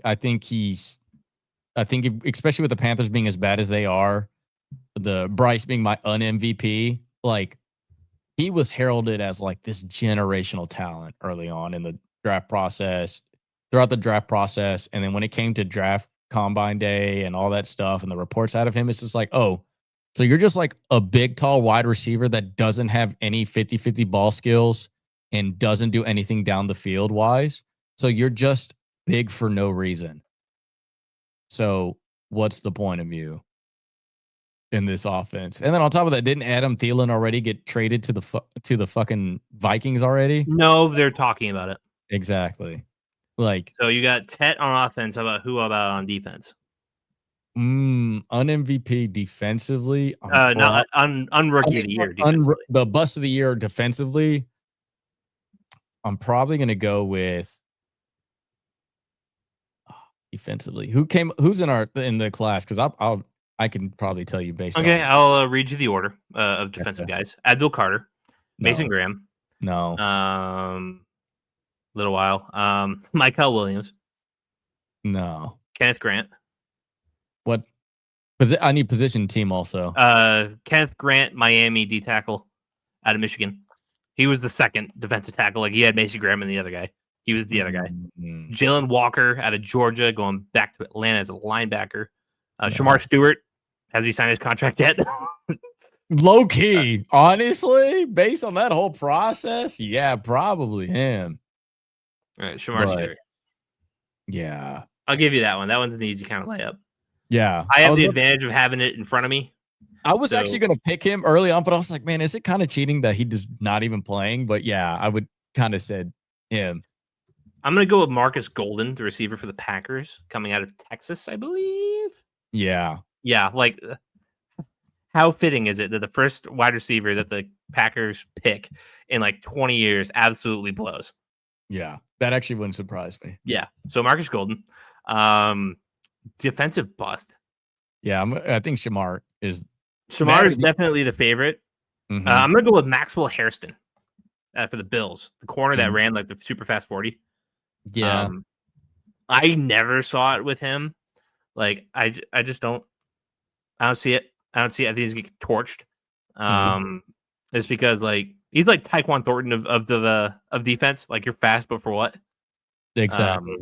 I'm not huge on him. I think he's gonna get cooked. All right. Rookies most likely to do well. So this is kind of like a long-term projection for us. Yeah. Which one of these rookies is gonna be great? The best rookie. So this is kind of like the weird thing because it's kind of like what guy do I think that we're gonna look? Low key for actually I'm gonna switch my MVP my rookie of the year offense. Armand Membu. Who's that? You got me. The tackle for the Jets that you said is Mekhi Becton all over. Oh yes, that dude stinks. Yes, I'm gonna 100%. Yeah, I remember that on the draft show. Yep. Thank you for reminding me of that when we were doing that live. And I was like, dude, that's just Mekhi Becton all over again. What are we doing? Good job, guys. Like the Jets are gonna jet. That draft show was amazing. It was fun. I loved that. It was honestly the birthplace for that draft show. Oh yeah. Well, I think it was exactly because it was just us watching it live and then just our amazing chemistry. And shout out to LCO. Oh, 100%. Keeping our heads on straight. Yeah, but Armand Membu and Maxwell Hairston. Yeah. All right, rookies most likely to do well. So this is kind of like us long-term wise. I am going to go with Emeka on this one too. Yeah, you're loving him. Yeah, because I think like setup success wise, right? Like he is probably Mike Evans is going to eventually fall off. And then Godwin is going to replace him. And then right behind Godwin is going to be Emeka. And then mind you, like, and it's going to be quick. It's going to be even quicker than that, I think, because Chris Godwin's got injury histories now. Exactly. So I think Emeka is just like, he's going to be wide receiver 1 really quick. And then Godwin is just always going to be the greatest. He's always going to be the greatest Robin, like to top, which mind you, in this day and age, it's great. Chris Carter to Randy Moss. I mean, to a lesser extent. Jamar Chase. Like even like that much. Jamar Chase, yeah. Yeah. I mean, Addison to what Jets is. What Devontae Smith to what AJ Brown, like it's very much so what I think the norm is starting to become, like getting 2 wide receivers, like good above average to about top 15-ish type wide receivers on your team is starting to pan out. Like it's starting to be a very big trend in the NFL. Yeah. Especially like if you look across the board, like, I mean, last year with the Rams, like Puka and Cup, now Puka with Devontae is gonna be insane. Oh yeah, same layer. I mean, like, and you're hoping that other teams are starting to follow suit with that. So like, God knows what the Cardinals are going to do because they have Harrison Jr. Right, and we kind of really need to start seeing him because if we were doing this thing last year, golly, he looks like the bust. Yeah, not a great rookie year for him. Does not have his dad's killer instinct. No. Yeah. But yeah, I'm gonna go with that. What about you? Yeah, I got Tyler Warren being my long shot projection. Just a really complete offensive player. Yes. I would have been like I liked him so much. I would have been okay with the Patriots passing on the tackle for that guy in the first round. Like that's how much I loved him. Obviously goes to the Colts. It's going to be a struggle his rookie year. Like who's throwing you the football? Daniel Jones is going to have him have a little bit better production than Anthony Richardson. So in that case, I hope Daniel Jones starts the entire year. Rebounds his career a little bit. But yeah, it might be a tough early start for him until the Colts get that quarterback situation figured out. But when they do, Tyler Warren could be like up there with Brock Bowers and Trey McBride, like in relatively short time. That guy does everything. Oh yeah, I mean, not only that for the Colts. I mean, dude, like, look how bad their quarterback situation is. That neither one of us having a winning record. But like, look how well, if they do get a quarterback, how good their situation is going to be. They have an above average offensive line, they have a good running game, and they have good weapons, and they have a decent defense. It's just, I really do think that the three most important things of an NFL franchise, I believe, quarterback, head coach, general manager. And I think all three of those things need to go for the Colts this offseason. The unfortunate part is Daniel Jones is going to win them too many games for that to happen. Not if you're me, because Anthony Richardson's coming back.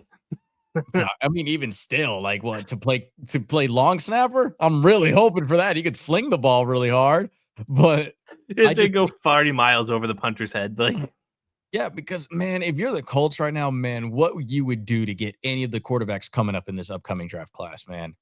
Like, honestly. And I'm just hoping they just don't make the same mistake of getting a guy kind of like an Anthony Richardson mold. You kind of want somebody who's like a little bit more production that you got out of. But they are a team that I think that can really flip it around. Like if they were 4-11, like how you predicted, like if they get rid of their head coach, their general manager, and like completely fresh restart on quarterback, and they get one of these top guys, like I'm gonna be really upset if Arch goes to the Colts. Like I'm gonna like, seriously, we're doing this all over again. I've done seen this movie again, you know. But granted, the NFL is not like we're literally gonna probably rewatch Manning versus Brady with like Drake May versus Arch. Like that's just going to be like, it's going to be in such a great spot quarterback wise, but I don't want that to happen. I don't. No, me either. But yeah, those are our awards with our own kind of like little spin on it. All right, 2.5 hours. Yeah, it was a big pod. It was you guys, if you made it to this point, you stuck with us through our whole shindig here. Gerardo, anything to say to the fine people at home before we shut this down and get this to the people? Please like and subscribe as always on the YouTube channel. Please like our Facebook page. Follow us on TikTok and Instagram. I believe is at Explicitly Unbiased. Nice and simple. Nobody else had this name.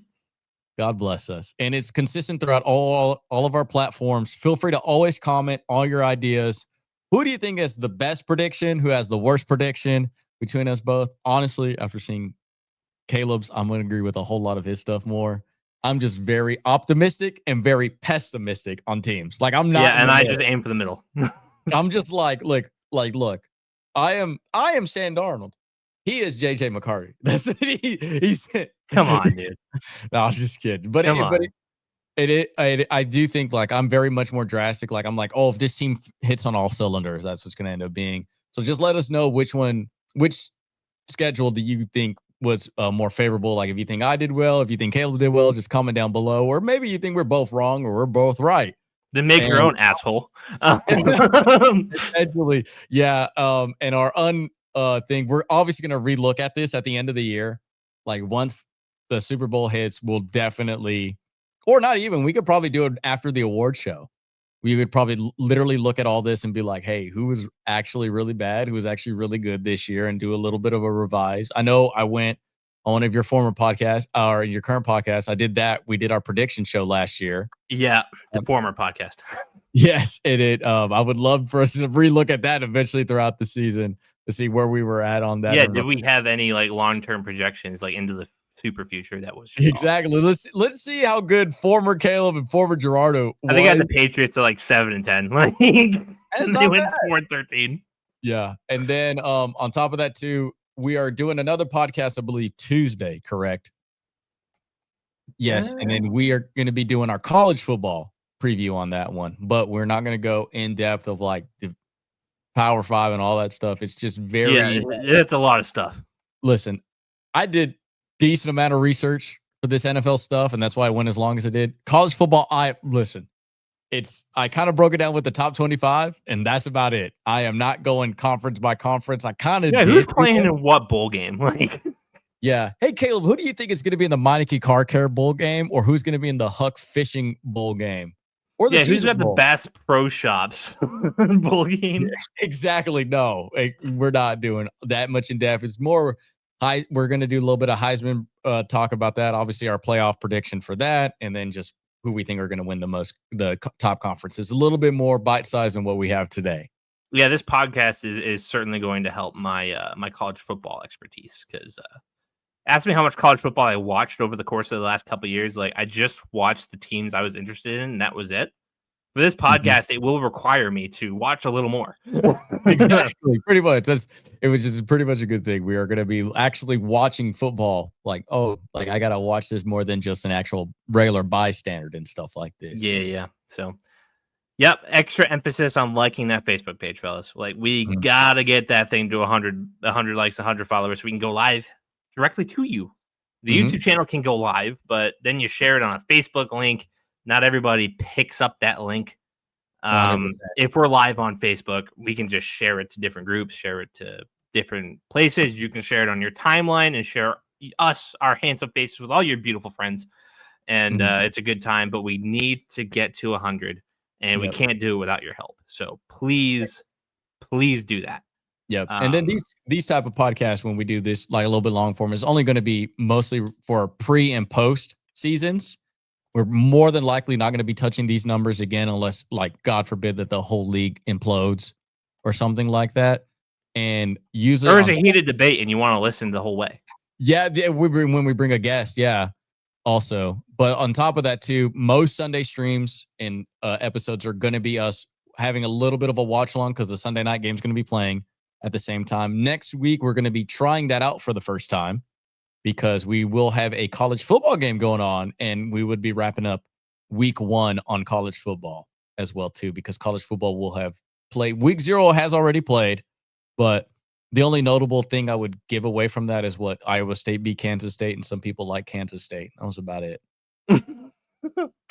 There you go. That's the extent of both me and Caleb's college football knowledge, honestly, outside of I was doing something else on week 0. I don't know what you were doing, but no, but yeah, 100%. Thank you so much, as always, everybody, for listening in and tuning in.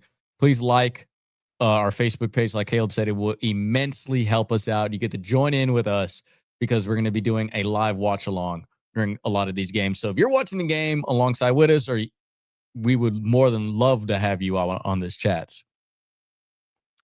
Yeah. All right. That's going to do it.